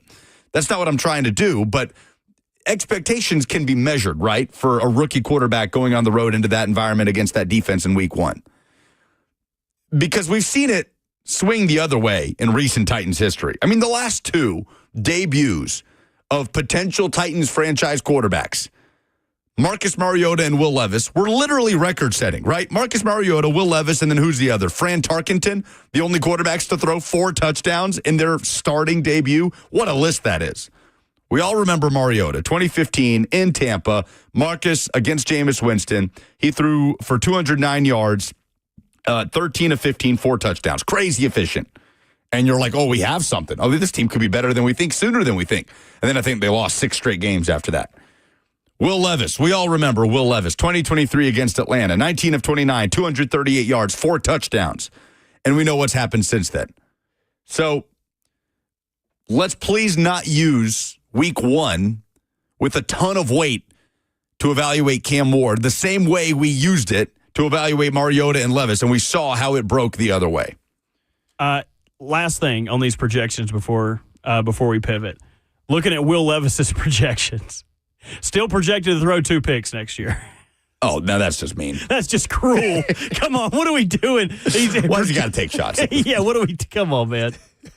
Just feels unnecessary at this point.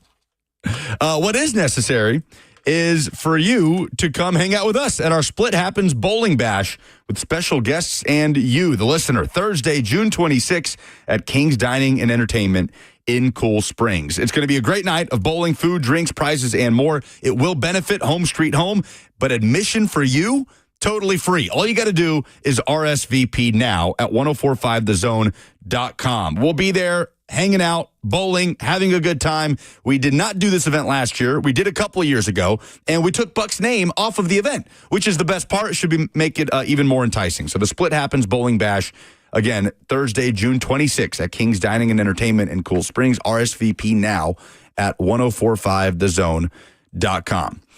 There was a list put together, speaking of great offseason fodder, by SEC Unfiltered, the podcast.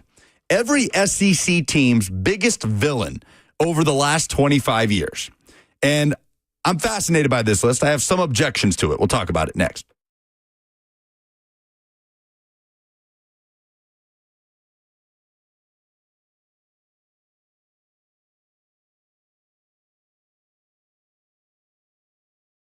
Hit the buzzer beater with your retirement goals. Call Trajan Wealth today, and they'll walk you through the process with their tailored wealth management solutions.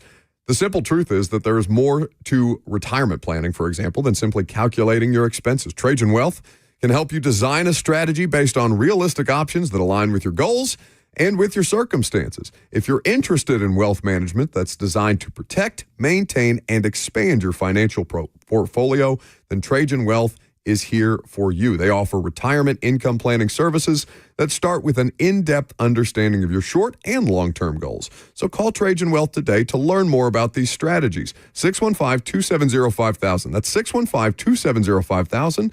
There are 2 locations here locally, Brentwood and Franklin, or online at TrajanWealth.com. Advisory services offered through Trajan Wealth, LLC, an SEC-registered investment advisor. This is a paid advertisement.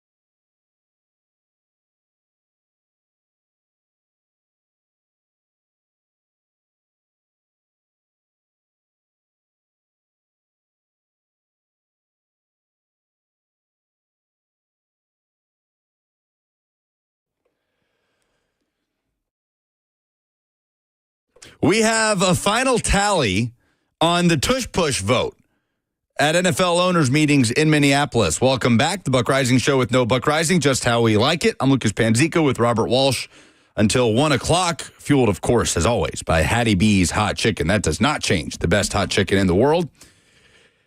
The final vote, Robert, for the Packers' resolution to ban the Tush Push, 22-10. The final score of the Eagles' win over the Green Bay Packers in the NFL playoffs, January 12th, 2025, 22-10. All right, let's just ban it. I'm over these guys. Did you see what they posted to YouTube? Have you seen that blurb? No. They posted a 22-minute video of just tush pushes to their YouTube page. So if you want to watch all the tush pushing you can get, go check out the Philadelphia Eagles. This is why people hate them. They posted a graphic as soon as the vote went through that said push on. Like, just shut up. You guys just won the Super Bowl, man. This is why nobody likes y'all. And they like that. They love that. So they're probably my least favorite NFL franchise outside of the Bengals. Okay, outside Steelers. of your division. Yeah, outside of my division, the Eagles are easily. It used to be the Patriots, used to be Peyton Manning on the Broncos. No longer. It is now the Philadelphia Eagles. They are so petty, so disgusting. I wish it was my team, but it's not. I hate them. They just keep picking up W's. They just keep on rolling and winning. So, not particularly, not particularly close. I guess it was close. You need 24 votes, right? 24 votes. They got 22. So Roger Goodell, again, reportedly was pushing for this to get banned, and it didn't. That is not insignificant. 22-10, the final vote. 615-737-1045 is how you jump in. Larissa is up next to talk about the NCAA. Hey, Larissa. You guys are holding it down always. You know what? The next time that Buck is out of town, you guys need to get like some assistants just to come in and just to mess them up. But I digress. The NCAA is comical, literally, and I think everyone knows it. I mean, you cannot even. Actually, I'm going to just leave it at that. But this entire football season is going to be completely intriguing. It's going to be exciting because no one is going to be able to come out. I mean, I think the Titans actually are going to come out swinging. I don't think anybody understands what is about to happen. I mean, they may be dotting I's, literally, not I's. And I'm sorry, you guys, I'm in my parking garage. And, you know, even collegiately, no one knows what is about to happen. But going back to the Titans with dotting I's, I think they're going to be like, hey, you better put some respect on your mouth. You better tighten up. Thank you for the call, Larissa. That's 60 seconds on the clock. I appreciate the kind words, and I appreciate the optimism. Again, it's human nature. This is what's going to happen here, okay? Like, optimism is going to naturally inflate. Titans fans, like last year, will have best-case scenario in mind, even if that best-case scenario is 6 to 7 wins. Hit the ground running, though, is a tall task in Week 1 in Denver, with the defense that you're going up against, especially for a starting five on an offensive line that largely is playing together for the first time and a rookie quarterback. But I do appreciate the optimism there for Larissa. Thanks for the call. I guess it's list season, right? We're pretty much at the end of May. To me, list season is kind of just the summer. We've got games going on. There's off-field stuff. There's NCAA issues perpetually. There's owners' meetings, votes. But I think we are officially into list season. And SEC Unfiltered has put out a list of every SEC team's biggest villain over the last 25 years. Starting alphabetically, we're just going to run through them real quick for you.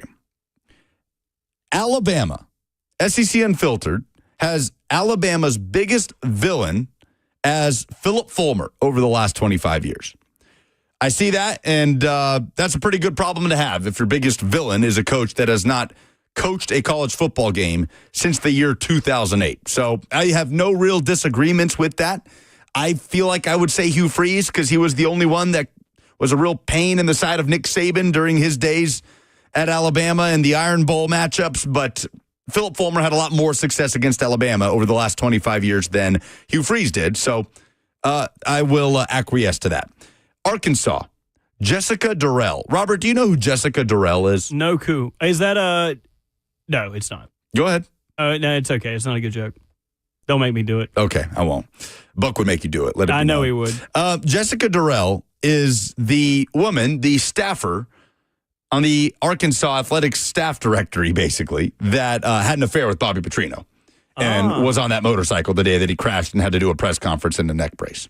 So Jessica Durrell being named Arkansas's biggest villain over the last 25 years.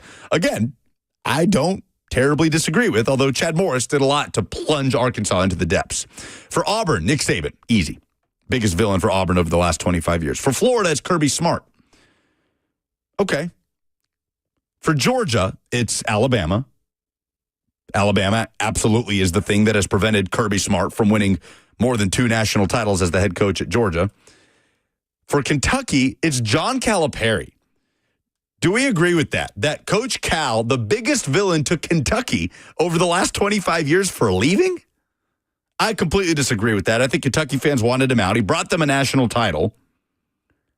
I'm hard-pressed to think that John Calipari is Kentucky's biggest villain. So who are you throwing on there? I think Tennessee football. And I know I say that as a Tennessee alum, but if Georgia's biggest villain on this list is just going to be Alabama, then Kentucky's biggest villain has to be Tennessee for the lack of success Kentucky has had during the peak years of Kentucky football happening at the same time as the basement years for Tennessee football. And they very rarely were able to get over the hump of beating Tennessee despite playing them every year. LSU, Joe Oliva, the athletic director. No problems there. Mississippi State, it's Cam Newton. Oh, this is good. Do you know the backstory between Miss State and Cam Newton? I don't, but I do know Mississippi State superfan Brandon Walker despises Cam Newton. That's because Cam Newton was down to either Mississippi State or Auburn, and Auburn had the bigger bag, and that's where the Scam Newton nickname came from. But Cam Newton coming out of JUCO was going to go to either Mississippi State or Auburn, and nobody knew he was going to just take off and drag a team to a championship the way he did. I'd be hard-pressed to think that he would have dragged Mississippi State to a national title, but Cam Newton named the biggest villain over the last 25 years for Mississippi State. Brandon on the F&M Bank chat says, Bama fans can't get over Fulmer being a snitch. That's a part of this, too. Philip Fulmer reporting some violations by Alabama. Absolutely. Missouri, biggest villain, named as Kansas, a Big 12 rival. Agree with that. Oklahoma's biggest villain on this list is Lincoln Riley, also a slam dunk. I love this. Ole Miss's biggest villain, according to SEC Unfiltered over the last 25 years, the SEC West Championship, which Ole Miss will have never won in their history. All those years, whether it was Eli Manning, some of the Lane Kiffin years, divisions are gone in the SEC, and Ole Miss never. Even Mississippi State won an SEC West, and Ole Miss did not. So I agree with that. For South Carolina, it is Dabo Swinney on this list. I'm going to save Tennessee for last. For Texas, it is Bob Stoops. For Texas A&M, it is Jim Schlossnagle, who, by the way, just led Texas to a 1 seed, the baseball team, and is the SEC Baseball Coach of the Year, a year after leading A&M to the National Championship Series. And for Vanderbilt, it is Tony Vitello. For Tennessee, the biggest villain for the Vols on this list over the last 25 years is Greg Schiano. And I don't think that should be the case. Because Greg Schiano wasn't the villain. I know the protests were about Greg Schiano, and Schiano Sunday is literally the name of the day. But John Curry was the villain that day for Tennessee fans. I'm having trouble figuring out who the biggest villain for Tennessee athletics, not just football, Tennessee athletics is over the last 25 years. I would instantly go to Butch Davis only because Butch Jones. God, it's one of those days. Butch Jones, because you complain about him in nauseam. There'll be times when we're not even talking about Tennessee football, and you'll curse the skies because of Butch. I have bigger issues with Butch Jones than I do Lane Kiffin. Even though Butch Jones was there for 5 years and had back-to-back 9-win seasons, and Tennessee was certainly more competitive in those seasons than Lane Kiffin's lone year. But that's just me. I almost think the NCAA needs to be named the biggest villain with the battles, the knockdown, drag-out battles Tennessee seems to continue to have with the NCAA, the latest being potentially trying to use a Tennessee state law to skirt around the House settlement, allowing the NCAA to regulate NIL and revenue sharing coming to college athletics. On the F&M Bank chat, Better Call Saul, Russell says completely disagree with that as a Kentucky fan. Cal should have a statue out front of Rupp Arena. I get he had disappointing last 5 seasons, but from 2009 to 2019, the team was consistently elite. Brandon says Tennessee's villain is by far the Florida Gators. I agree with that. The lack of success Tennessee has had. Jim says Kiffin, in taking recruits with him, is the biggest villain for Tennessee for him in the last 25 years. Tennessee probably has the most options of any of these, which, probably says something in and of itself. It could be the NCAA. It could be Lane Kiffin. It could be Butch Jones. Hell, it could be Jeremy Pruitt. It could be John Curry. I don't know if there is a team in the SEC that has a longer list of legitimate villains than Tennessee, but this list has it as Greg Schiano. I disagree with that. 615-737-1045. Toby in Nashville's next. Hey, Toby. It's got to be Gino. Oh, Gino Auriemma. Yes. Oh, now that's a twist, Toby. A turn, some would say. And he's gone. Thanks for the call, Toby.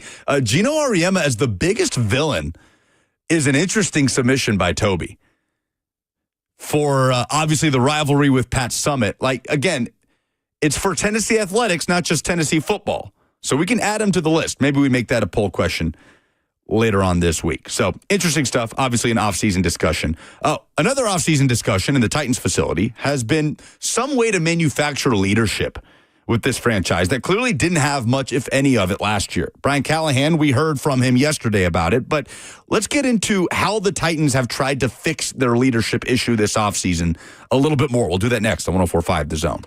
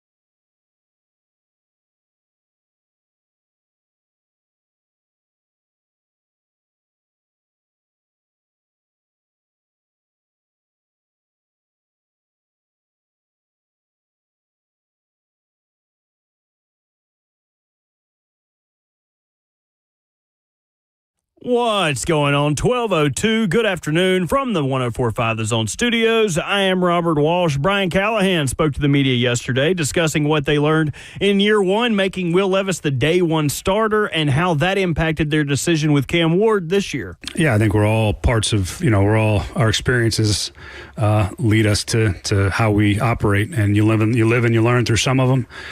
You make adjustments, you grow, you do things differently, and certainly there's parts of that I learned lessons in, and I've learned to move forward, and you try to grow and do it better the next time.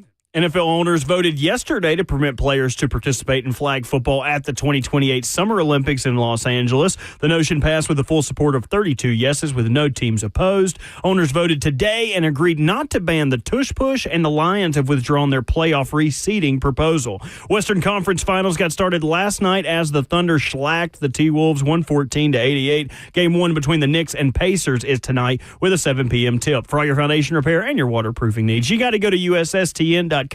Breaking news at once on your home for the Titans and the Vols. This is 104.5 The Zone.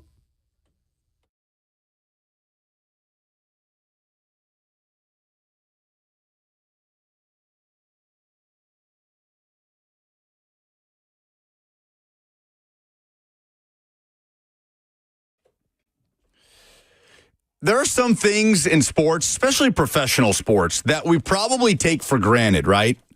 Like, we probably take for granted that every professional sports team, we'll just say all 32 NFL teams, have some form of leadership in the locker room.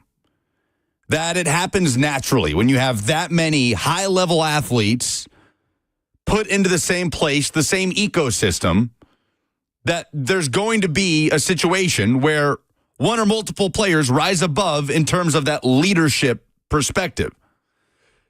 But I don't think we really knew the scope of how void the Titans were of that leadership last year until we heard Brian Callahan talk yesterday. Until we heard Titans players meet with the media yesterday talking about all the different things they're doing this offseason from really base level stuff, Robert. Like stuff that you do when you're playing for your high school wrestling team before you defecated all over the mat during a wrestling meet. I was about to say poop yourself? Now, did that get you kicked off the wrestling team? No. It was almost celebrated. Okay. Oh, really? Because we never asked you any follow-ups about that. What was your return to your wrestling team like? Like, how were you received the first time you stepped back onto a mat or at practice or what have you? I was razzed consistently, but I don't know. I feel like that's just the environment in a wrestling team. Were you on the wrestling team? Did you wrestle? Or hell no. Yeah, you would have been. Look at me. I mean, there's why there are weight classes. Yeah, that's true. That's kind of how it is. You just could joke with each other, like pick at each other incessantly. So I kind of expected it. It didn't bother me. And you didn't come away with a nickname. Oh, like old Poop Bridges. Right. Here comes Poop Pants. Old Poop Pants Bobby. No, they didn't. I never got a Poop Pants Bobby name. It's a huge upset. I mean, that's the type of thing that you carry with you. It's kind of lame, but I feel like I was also cool. So, I don't know. Nobody wanted to make fun of, the cool, funny guy. Oh, yeah. I don't know. Which is something I don't have anymore. I'm no longer cool. Just the funny-looking guy. Were you a leader on your wrestling team? I would like to think so. I would like to think so, yeah. Before or after the poop incident? I think the poop incident galvanized us. If anything, it elevated you. It brought us together, and they realized that I was willing to do anything. Now, the Titans are, and maybe that's the secret. Are you alleging that Cam Ward should take laxatives before week one in Denver and poop his pants? This is so stupid. Oh, yes, it is. For 3 hours a day. But the Titans are doing base level stuff that kind of reminds you that, this stuff doesn't always happen completely organically. Like sometimes you have to develop and manufacture this stuff from a leadership standpoint. And it's clear, not that there was not division. I don't believe there was division in the Titans locker room from the standpoint of toxicity. But I believe that there was some sort of disconnect, right? Because what Brian Callahan is doing in year 2 now of his coaching tenure is kind of trying to hit the reset button on a lot of those things from a cultural standpoint in the way that they go through the offseason program, splitting the entire team into 8 groups, 8 teams that compete throughout the course of the offseason program. And it's not by position, right? Running backs are with linebackers and defensive ends and receivers and, kickers and tight ends. mixing up the way the locker room is structured to where you're not just set up next to guys that play the same position as you. Where Tony Pollard told us yesterday that he's next to Keandre Coburn and L'Jarius Sneed in the locker room. Keandre Coleman. He did say Coleman. It's like, yeah, I love that guy. Clearly, the team building. You got to keep. I love Coleman, man. You got to keep pushing on the team building to get the names right. Exercises like the 4 H's that Tony Pollard detailed for us yesterday, right? Getting guys together to talk about your history, your heroes, your hopes, and your heartbreaks. Doing really base level stuff for guys to get to know each other off the field and try to manufacture that camaraderie and that leadership that the Titans very clearly did not have last year. So it begs the question, who is most primed to step into that role for the Titans? And I can't help but think of newcomers, Robert, because if the people on the team last year were unable to rise to that occasion, and Jeffrey Simmons is a leader in that he is a front-facing member of this team. But clearly, Jeffrey Simmons and the leadership role that he holds was not enough to fill that void last year for the Titans, and they need so much more of it. And it could come in the form of a rookie quarterback, and it will, and it'll have to, and it plays into Cam Ward's personality really well. But it could also come in the form of the entire rookie class as a whole. I'll be fascinated to see how much of this Titans cultural reset is pulled along and driven by this rookie class. This rookie class, which had guys like Kevin Winston Jr. and Gunnar Helm and Khalil Mullings that were team captains of their respective college football team. It was a very clear emphasis for the Titans in the pre-draft process, and it's carried over into the offseason program with the vets now on the field as well. This is Mike Borgonzi when asked a question about a pretty common thread with this Titans rookie class in being team captains from their respective college team. Yeah, I mean, like we said, those are the type of people we're trying to bring in here, high character people. Some of them were captains on teams, but that helps elevate the culture in here. When those people come in here and they work, there's a standard that we want to set here in this organization in terms of work ethic, accountability, being a good teammate, and all those guys check the box there. And I think, you look back to some of the free agents we brought in too. Like I said, if you keep on stacking those type of players in the locker room, that's going to change the culture. That's Mike Borgonzi speaking in their post-draft recap press conference alongside Chad Brinker. So it was a common thread with what the Titans were looking for in making their draft picks. And then there's the free agency class that has to bring an element of that as well. There's Kevin Zeitler, who comes over to basically at this point be the most senior, most experienced member of this offensive line. There's Cody Barton, who is entrenched at that middle linebacker spot coming over from Denver. There's Dan Moore Jr., who I will say, again, he was asked too about some criticism last year, some of the underlying numbers not favoring him, some of the sacks allowed, and we talked a little bit about how much Justin Fields and Russell Wilson could have impacted that. But both things can be true, right? Dan Moore Jr. was not an elite left tackle last year. He was solid. Varying levels of solid can be debated.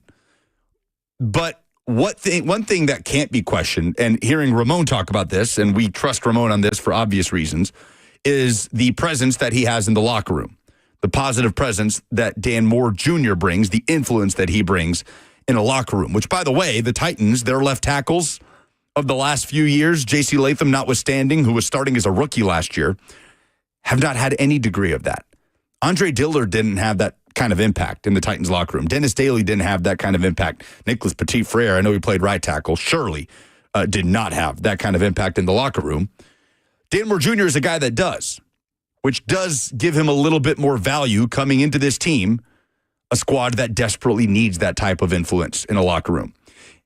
And this was Dan Moore Jr. yesterday talking about his early impressions of his rookie quarterback, Cam Ward, as a leader.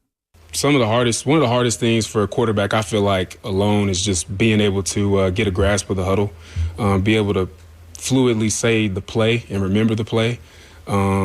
And just have a sense of direction and a command of the huddle as well. And I feel like he has that. I feel like whenever he's talking, he has a sense of confidence that guys can feel. And I sense that, we'll be able to feed off of energy from him.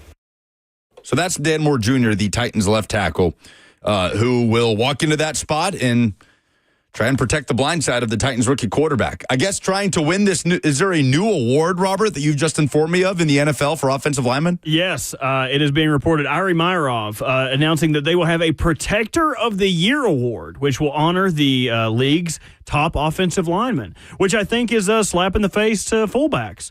Why couldn't Patrick Ricard win this award?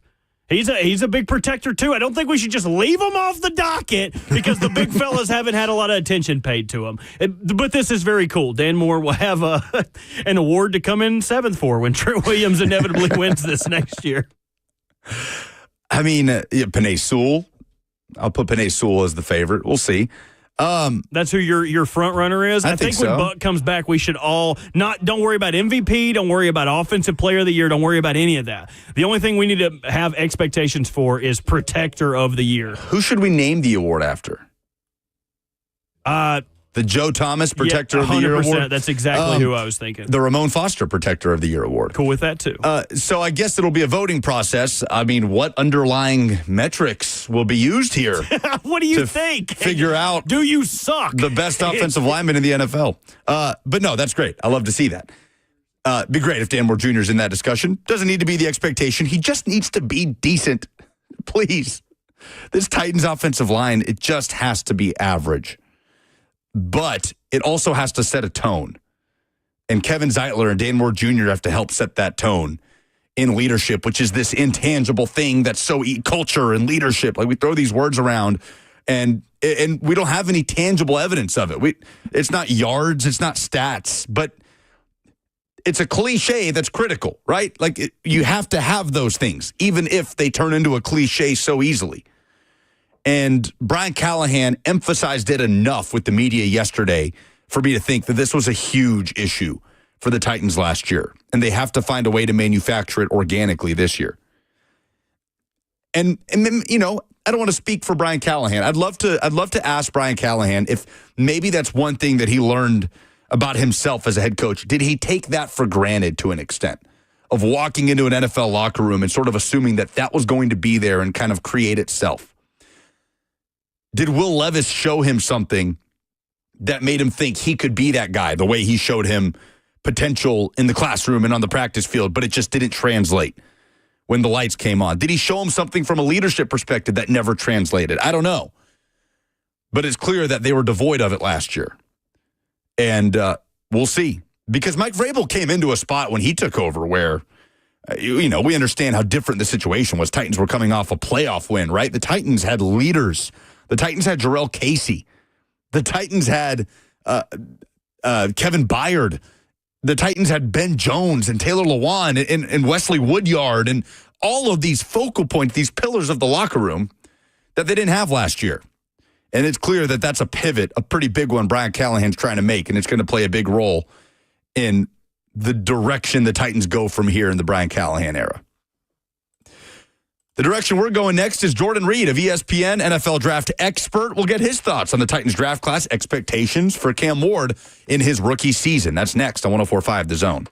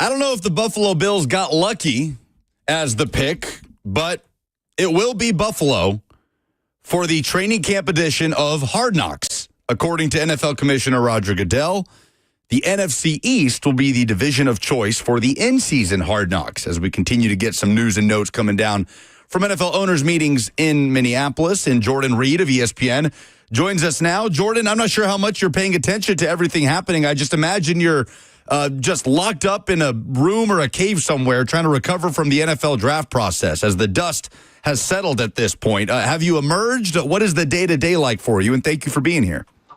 Hey, yeah, no problem. Thanks for having me. I usually take the late month of May off into early June. A lot of fishing, a lot of grilling in the backyard as well, just trying to recharge the battery from a long 10 to 11 months of tending to the NFL draft. So still recharging the battery, but still paying very close attention to the NFL news and college football news that's happening around the country. Well, then we especially appreciate you taking some time in your much-needed time off. I imagine it was a whirlwind leading up and right after, Jordan. I mean, how long did it take you at this point, we're a few weeks removed, to kind of really wrap your head around what happened, especially with the fall of Shedeur Sanders on draft night and any other shockers that might have taken place? Yeah, there's always a lot of unexpected things that happen during the draft. And, I mean, it started off with a lot of fireworks with the Travis Hunter trade, Jacksonville coming up to number 2 overall, and Cleveland trading back and selecting Mason Graham. So we got off to a really, really good start at the beginning of the draft. And then, you know, the Shedeur Sanders things that happened, which was completely unexpected. Nobody seen him falling to the 5th round. I don't think anybody would have predicted that. But those were pretty much the main things that happened during the draft. And, I mean, there's always some small things that happen here and there that you kind of expect, but those were 2 things that were really unexpected. Have you come to a consensus on the Titans' overall draft class, obviously spearheaded by Cam Ward with the number 1 pick? I thought they did a good job, honestly. And, you know, you can't address every single need in the draft, but I thought they hit some really good points that they needed. Obviously, quarterback was a big one. Cam Ward was a top 10 player for me throughout the pre-draft process. I thought it was a no-brainer pick for Tennessee to pick him at the top of the draft. Then defensive line, I thought, was another area that they could look to address. Femi Oladejo, who was somebody that I really fell in love with, really post-Senior Bowl.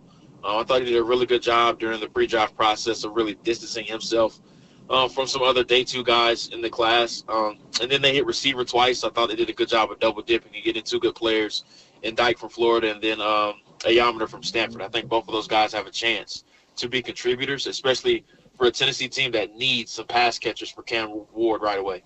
Well, and I do want to ask you about Femi Oladejo and just what his role could look like in terms of what will be asked of him this season. But first, on Cam Ward, Jordan, it's hard. Every rookie quarterback is in a different situation, typically not a very good one if you're the number 1 overall pick. Do you have any sort of method of setting up parameters in your head in terms of how to judge success for a quarterback in his rookie year? Like, what is the context necessary around Cam Ward's rookie season for us to walk away saying, okay, we've got something here in Tennessee? What are your expectations of him in that regard? Well, it's always tough, especially when you're talking about a rookie quarterback. I think C.J. Stroud and Jaden Daniels ruined it for all the guys that are coming after them just because they came in and they played so well. But I think for Cam, you just want to see some type of progress in the system as the season goes along. Of course, there's going to be some rough patches along the way, but you want to see the continued growth with him, limiting the turnovers, then also just making smart decisions, especially for a quarterback that was very opportunistic and was a bit of a roller coaster as far as some of the decision making that he had within games. So you want to see him still being a risk taker, but being selective with those risks, and then just not playing hesitant. I think that's something that you always look for in quarterbacks, just how much of a daredevil that they are, but also really containing some of those moments, but staying accurate, being poised, and then also just being a leader. I think that's something that they're looking for Cam in year 1. Brian Callahan has talked about studying some components of the Miami offense that brought him some success as he kind of tries to mold the 2025 Titans around his rookie quarterback. Is there anything specific that you saw Miami doing with Cam Ward that really put him in a position to succeed that you wouldn't mind seeing the Titans maybe adopt a little bit this coming season? I think just accepting who he is, honestly. And what I mean by that is, and I wrote this in the scouting report, there's going to be some games of where you're saying, no, good job with some of the plays that he makes. So there's going to be a lot of thrilling throws that he does have, but he has to be more selective when he picks and chooses those spots of when to take those risks. But I always love those types of quarterbacks. That's what we see with, Patrick Mahomes, Josh Allen, Lamar Jackson to an extent as well. Just those playmaking abilities, but you have to understand for every 9 or 10 throws that they have that are impressive, there's going to be 1 or 2 throws that leave you scratching your head. That's just the life of a playmaker. But I always would love to have a quarterback as opposed to the inverse type of those types of quarterbacks. Jordan Reed of ESPN, our guest, Jordan_Reed on Twitter. Now, you mentioned Femi Oladejo as a prospect that you said separated himself in the pre-draft process. Obviously, the traits are there. They jump off the page as Titans rookies have been on the field for rookie minicamp. But it feels like the consensus around Oladejo, Jordan, is as a raw prospect as an edge rusher, right? Didn't start playing the position until a few games into his final year at UCLA. But that's a guy that it's not that he's going to have to kind of climb his way up the depth chart. He's kind of already there, Jordan, with the lack of options the Titans have at pass rusher. Is Femi Oladejo the type of player that you would like to see worked in a little bit more? Because he's going into a situation where they're going to need him on day one. Yeah, I think so. And the good thing about being a team that's essentially going through a rebuild is that you want to see exactly what you have on the roster, especially those day 1, day 2 players. You want to get them out there as long as they're ready as early as possible, just because you want to see exactly what you have in them. And for a player like Femi that's only been playing the position for such a limited or a handful of games, experience is king for him just because he hasn't had a lot of exposure to actually playing off of the edge. And he's had some spotlight highlight-worthy moments during his time at UCLA, but you want to see that continued growth, and the only way that he's going to really ascend and continue on that growth pattern is if he's getting those reps. So, for the Titans, the depth chart off of the edge isn't great, but the great thing for Femi is that he's going to get a lot of reps at that outside linebacker and defensive end spot, wherever they choose to play him. The 2 wide receiver picks, both in the 4th round, Shamir DK and Elikayo Manor, they're going to have to kind of grow up quick within this offense, Jordan, assuming the Titans don't make any notable moves at the wide receiver spot. What are the notable differences between the two in terms of what they can bring to the table that's different in their rookie year? Well, DK is more of your down the field stretcher, about 6'1", 195 pounds, and the speed really jumps off on tape about him. He's going to be that guy that really can open up everything underneath. And when Cam Ward does want to take those risks down the field, he definitely is going to be that player that he's pushing the ball down the field too. So I think if he wants to carve out a role really early on for himself, it's probably going to have to be as that fielder, that roof stretcher initially early on. But Yaminer is more of your underneath, intermediate type of player who's capable of going deep, but really good range, a really good route runner as well, a really young player too as well, which is something that I really like that the Titans really addressed, was that just the youth that they needed. But getting 2 pass catchers, I love that they double dipped. And like you mentioned, both of those guys are going to have to grow up pretty quickly just because outside of Calvin Ridley, the wide receiver depth chart is not great for the Titans. Well, and that includes now Xavier Restrepo, or at least he's going to try to battle his way onto that depth chart. Jordan, the UDFA out of Miami. Titans fans have kind of attached themselves to him as Cam Ward obviously glows about his former teammate, and we understand how productive he was at Miami and the 40 time holding him back. Where did you ultimately fall on Xavier Restrepo, kind of factoring in the 40 at his pro day with the crazy production he had at Miami? I thought he was a day 3 prospect. I thought he probably would end up going prior to the 4.840. Unfortunately for him, at his pro day, I thought he probably would end up in the 5th or the 6th round if I had to guess where he did end up going if he elected not to run at the pro day. But unfortunately, he did have a slow time at the pro day, and that's why he ended up going undrafted. But there's just something about a receiver being able to create separation. Even though he's not an overly big guy, I think he's going to have to make a living in the slot, which is something that the Titans don't really have on the roster right now. They don't have somebody that can live in the slot and really dominate those underneath touches. But the great thing for him is that he already has rapport and he already has chemistry with Cam Ward, which is why I think he was so adamant about signing with Tennessee and really finding that landing spot, staying with his quarterback. Jordan Reed of ESPN with us on 104.5 The Zone.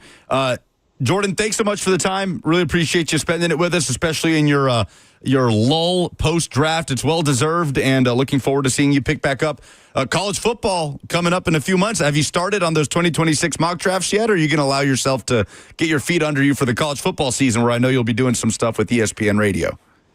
Yeah, so I started watching 2026 guys all the way back in February while I'm out on the pro day circuit, and I had my first 2026 mock draft come out about 2 or 3 weeks ago, up on ESPN Plus. So about 100 guys watched already, but like I said, I'm going to recharge the battery now and come back and start watching. Probably about 200 or 300 more guys coming to the season, so I'll be ready to go. Real quick, who's the guy you're most excited to follow throughout the course of this upcoming college football season in terms of what his draft prospects will look like by season's end?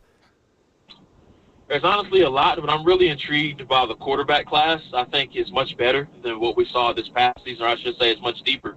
But there's a lot of, intrigue with this year's class coming up. Arch Manning of Texas is an obvious one. Lenore Sellers of South Carolina, Garrett Nussmeier of Penn State, then also Drew Aller of Penn State. But one guy I had going number one overall in my most recent mock draft in 2026 was Cade Klubnik out of Clemson. So there's a lot of names that are really intriguing at the top of the draft class with this upcoming quarterback class. Jordan Reed of ESPN has been our guest. Jordan, appreciate the time, man, and we'll do it again soon.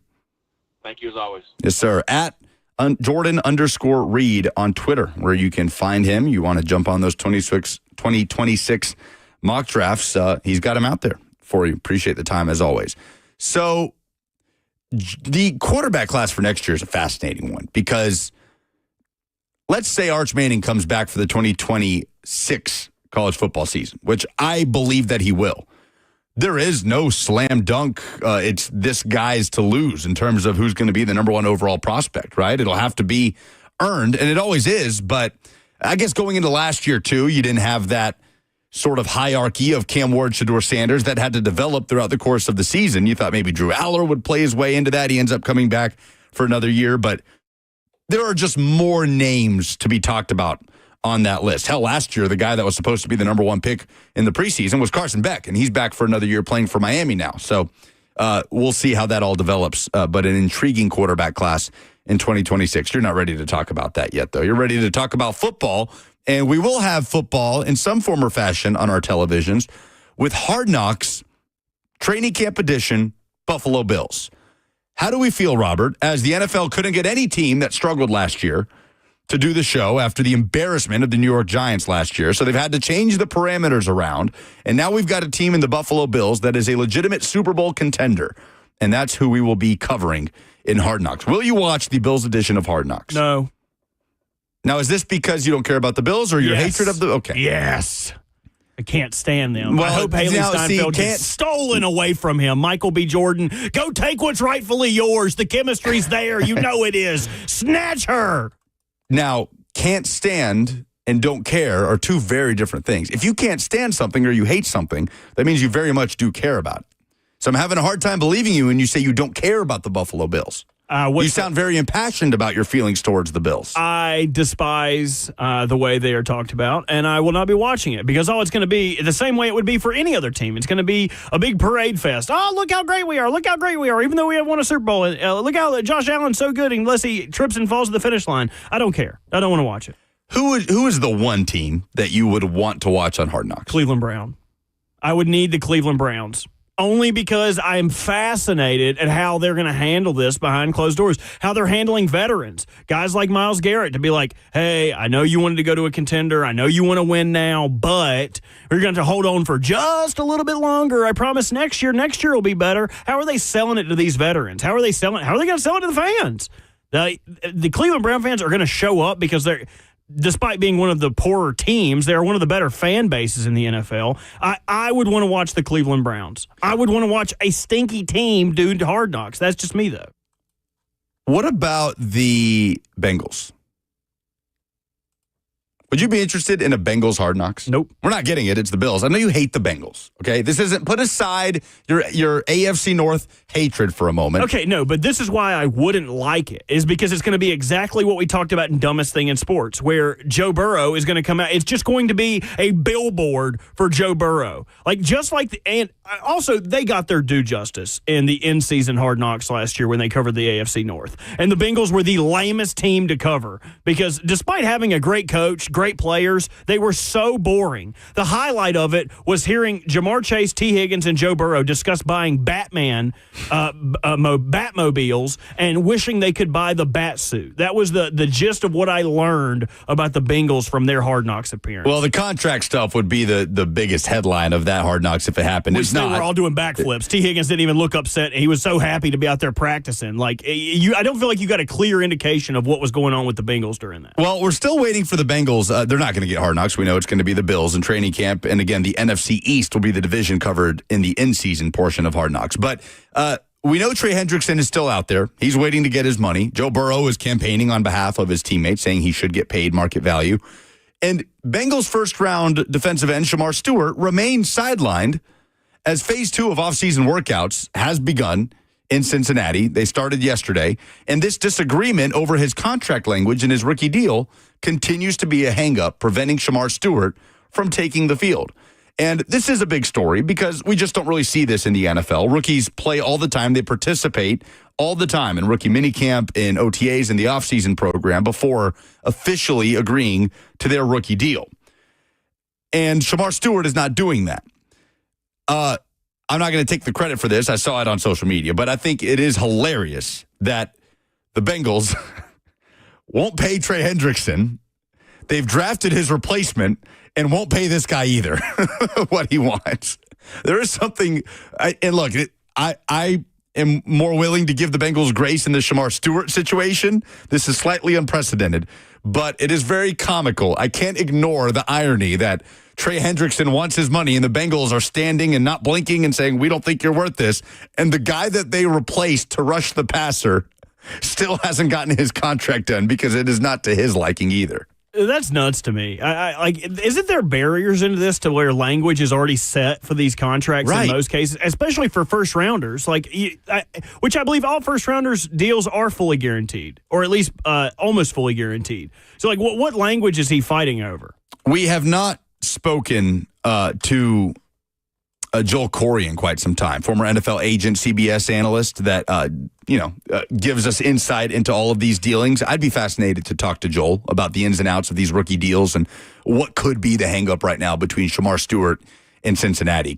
Is it really just on Shamar Stewart, who seems to be getting all the blame here? He's the only rookie doing this right now. Although the other South Carolina rookie, or he went to Texas A&M, but I think the defensive lineman from South Carolina is doing this as well. I'm not sure what the update is on his situation, but we just don't really see this. So maybe we should talk to Joel sometime soon. One thing that is interesting, Bill Belichick back in the news, but it is no longer the media disparaging him. Now it is former UNC coach Mack Brown. His predecessor has weighed in. We'll hear about that from ACC truther Robert Walsh and do the polls. Wrap up the show next.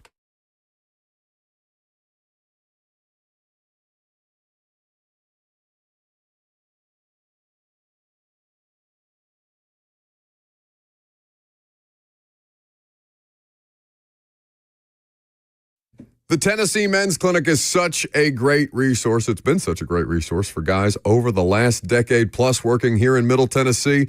And at some point in your life, as your body starts to change, as you start to age, you may be feeling like you've got a little less energy. You may be feeling like performance issues have started to pop up, and you may have resigned yourself to the fact that those things just happen. It doesn't have to be that way. Whether it's low energy or those performance issues that I mentioned, those aren't inevitable. And in fact, solutions exist. The Tennessee Men's Clinic difference is that there's no guesswork and no gimmicks, just real science and effective treatments. Because you don't want to mess with online fixes that oftentimes give you generic pills that are overpriced and most times ineffective. They will offer you at the Tennessee Men's Clinic personalized treatment plans with multiple urologists and providers on hand to tailor solutions specifically to your body and to your goals. Their men's services are comprehensive, whether it's ED treatments or testosterone and other options that many guys don't even know exist. Call them today at 615-208-9090. That's 615-208-9090, or visit them online at TennesseeMen'sClinic.com today.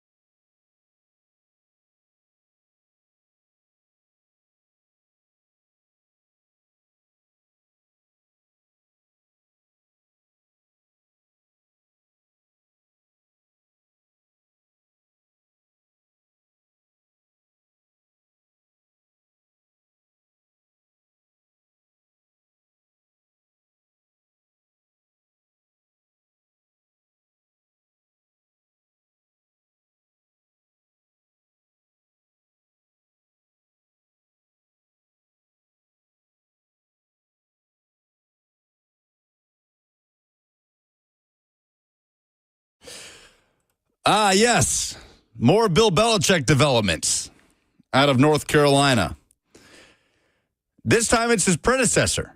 Former UNC head coach Mack Brown has spoken on this during an appearance with SiriusXM. On3 Sports has aggregated the quote. As Mack Brown has revealed what UNC has done to put Bill Belichick in a position to succeed. Quote, they've committed money to it. They've helped him with academics. They've lowered those standards some. So there's absolutely no reason that they shouldn't be successful on what UNC is doing around Bill Belichick to put him in a position to succeed. It sounds like he is bitter. A little bit. Mack Brown didn't want to go anywhere. It felt like a situation where UNC kind of wanted to give him the chance to, kiss him on the forehead and like just push his little raft out into the sunset. And right, Bye. Exactly. Thank you, Mac. And he didn't want any part of that. He said, no, I'm going to keep coaching this team. You want to fire me? Fire me. So they did. Now, we know, Robert, that powers that be at North Carolina were incredibly divided on hiring Bill Belichick. Like, we understand that, and I imagine that division has only gotten worse and has only festered throughout the course of this entire saga with Belichick and his girlfriend, maybe now fiance, according to one report, and all these distractions from football surrounding the ultimate no distraction guy in NFL. So when it came to firing Mack Brown, was there a similar amount of division in the decision to fire Mack Brown? Or was that the easy part? And it's what followed that really kind of splintered the powers that be at UNC. No, it was divisive all the way down to the fans, to the chairman, the board of governors, or whatever the hell you want to call it. Everybody was split on it. Like, a bunch of the old money wanted to keep Mack Brown, a bunch of the new money wanted to bring him in. And part of his quote about lowering academic standards is kind of a big note, because it is widely known in North Carolina, if you're smart and you want to play football in that state, you're going to go to Wake Forest, you're going to go to Duke, or you're going to go to Carolina. If you can't, you're going to go to NC State. Like, that is the belt buckle, back your big truck up, I'm a dumb jock school to go to. So for him saying that UNC is willing to drop their academic standards to help him be successful is kind of crazy. And I wonder how, to what level, to what degree has it been dropped? Is it like, okay, you can no longer be a over 4.0 weighted scale, or how much further were they willing to tip the scales to help him out? I wish they would have been a follow-up on that.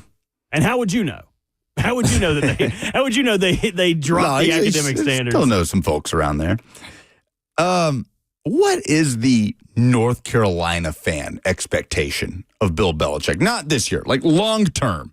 What does the average UNC fan believe this program can feasibly achieve with Bill Belichick? Playoff spot?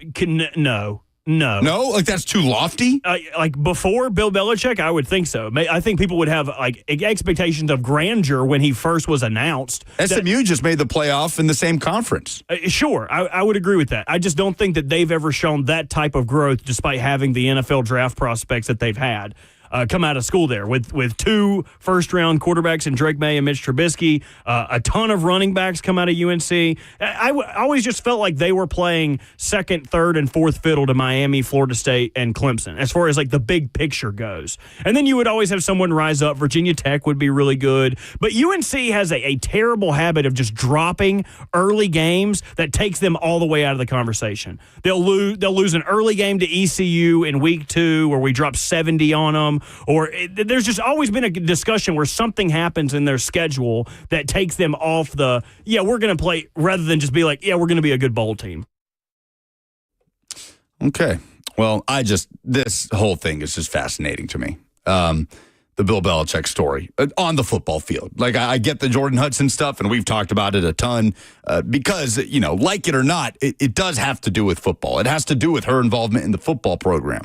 But when the season starts, I just can't wait. I mean, it's almost, Robert, it's almost more fascinating to me than what Deion Sanders was getting set to do at Colorado when he took over that program. Ooh, that's a great poll question for you guys tomorrow. Who is a more polarizing figure, Deion in year 1 or Bill Belichick pre-year 1? Yeah, or what's the more interesting college football experiment, right? Deion Sanders trying to revive a Colorado program that was dead. And he did that. He has done that. Now he's trying to sustain.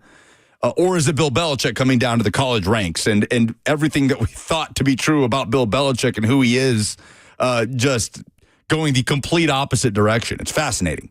So maybe we can do that later on this week. There are games happening tonight. I mean, there are games happening right now and later today. Tennessee and Alabama throwing first pitch in Hoover at 1:15, coming up in 25 minutes. The Vols trying to get off the schneid during the most important time of year at the SEC baseball tournament. What are your expectations for them going into this? Because not a great finish to the season, but still would expect to have some kind of lofty expectations. When you got Tony V, when you got the kind of team you guys have, you would hope that they could turn it on? I expect them to win one game in Hoover and nothing more.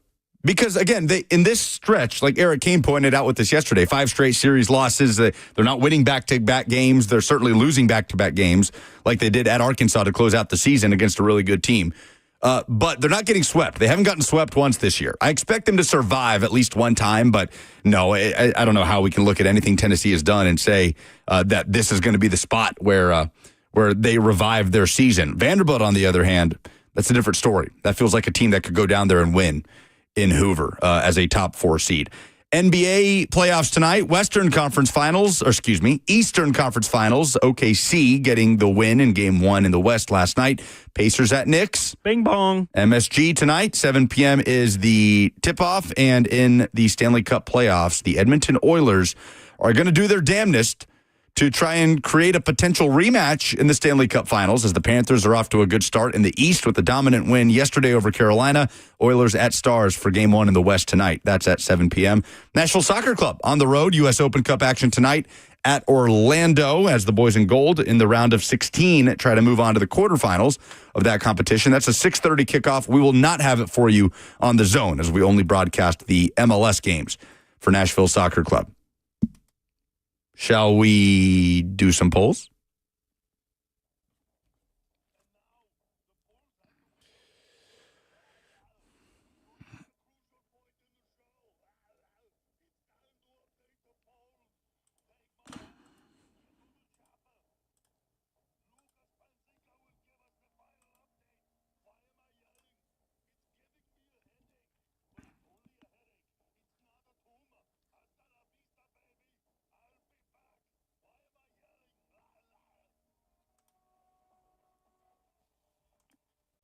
The polls brought to you by Two Rivers Ford, the most trusted Ford dealer in all of the South. What is the dumbest thing in sports this week? We had a ton of submissions here, but my favorite, Ashley, saying making this public information is embarrassing. SMU football getting it done in the classroom with a cumulative 2.95 GPA. Yeah, SMU football putting out a graphic. That's the caption, what Robert just said. Getting it done in the classroom with the applause emoji.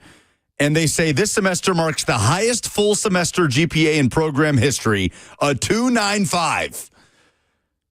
Yeah, if she would have called in with that, she would be going to see Little Baby. She'd be going to Little Baby, yeah, and take Landon with her. Who is currently the biggest leader on the Titans. John Feely said, Jeff's the loudest, but Zeitler or Pollard are probably the true definition of a leader. Now, I didn't get to bring this up with you in the actual segment we were talking about this, but it almost is a net zero for me if Kevin Zeitler is a good leader. He's a longtime NFL veteran. He's on a 1-year deal. Unless he is going to instill those leadership qualities in other people, I think it does almost nothing for the future of the Titans for Kevin Zeitler to be a leader. Yeah, this needs to be Cam Ward's team, plain and simple. 100%. I agree. Who is that was the one I just read. What conference would Tennessee join if they got kicked out of the SEC? This is a close one. 49% going with the ACC, 43% going with the Big Ten, and 6.8% going with the Big 12. I'm going to stick with my American. I think you guys should come to the American. Beat up on Temple, beat up on USF. Wouldn't those be fun games? You guys would win 11 games every year. I mean, people are voting ACC because of the geography of it. None of that matters anymore in college sports. Unfortunately, I hate it as much as you do. ACC's got the worst TV deal in all of the Power 4 conferences. Obviously, the Big 10 would be the preference. In a weird way, the Big 12 got the fewest votes, but I don't know, man. Just swap out the Texas UT for the Tennessee UT and the Volunteers going down to Texas again. In a weird way, that would make sense to me. It's all kind of in jest. The SEC is not going to kick out Tennessee, one of its original member institutions. But I will say there are interesting tensions right now with everything happening around the House settlement, this Tennessee state law that says that schools in Tennessee don't have to follow those rules, and Power Conference is saying, no, you do, or we will boot you. We'll see. Going to be an interesting few weeks. Are those the polls? Those are the polls. And that's the show. Bucky's back tomorrow, much to our chagrin. Robert is out for the rest of the week on a well-deserved vacation. And that does it for us until tomorrow at 10 a.m. Zach and Blaine got you next on 104.5 The Zone. Thanks, guys.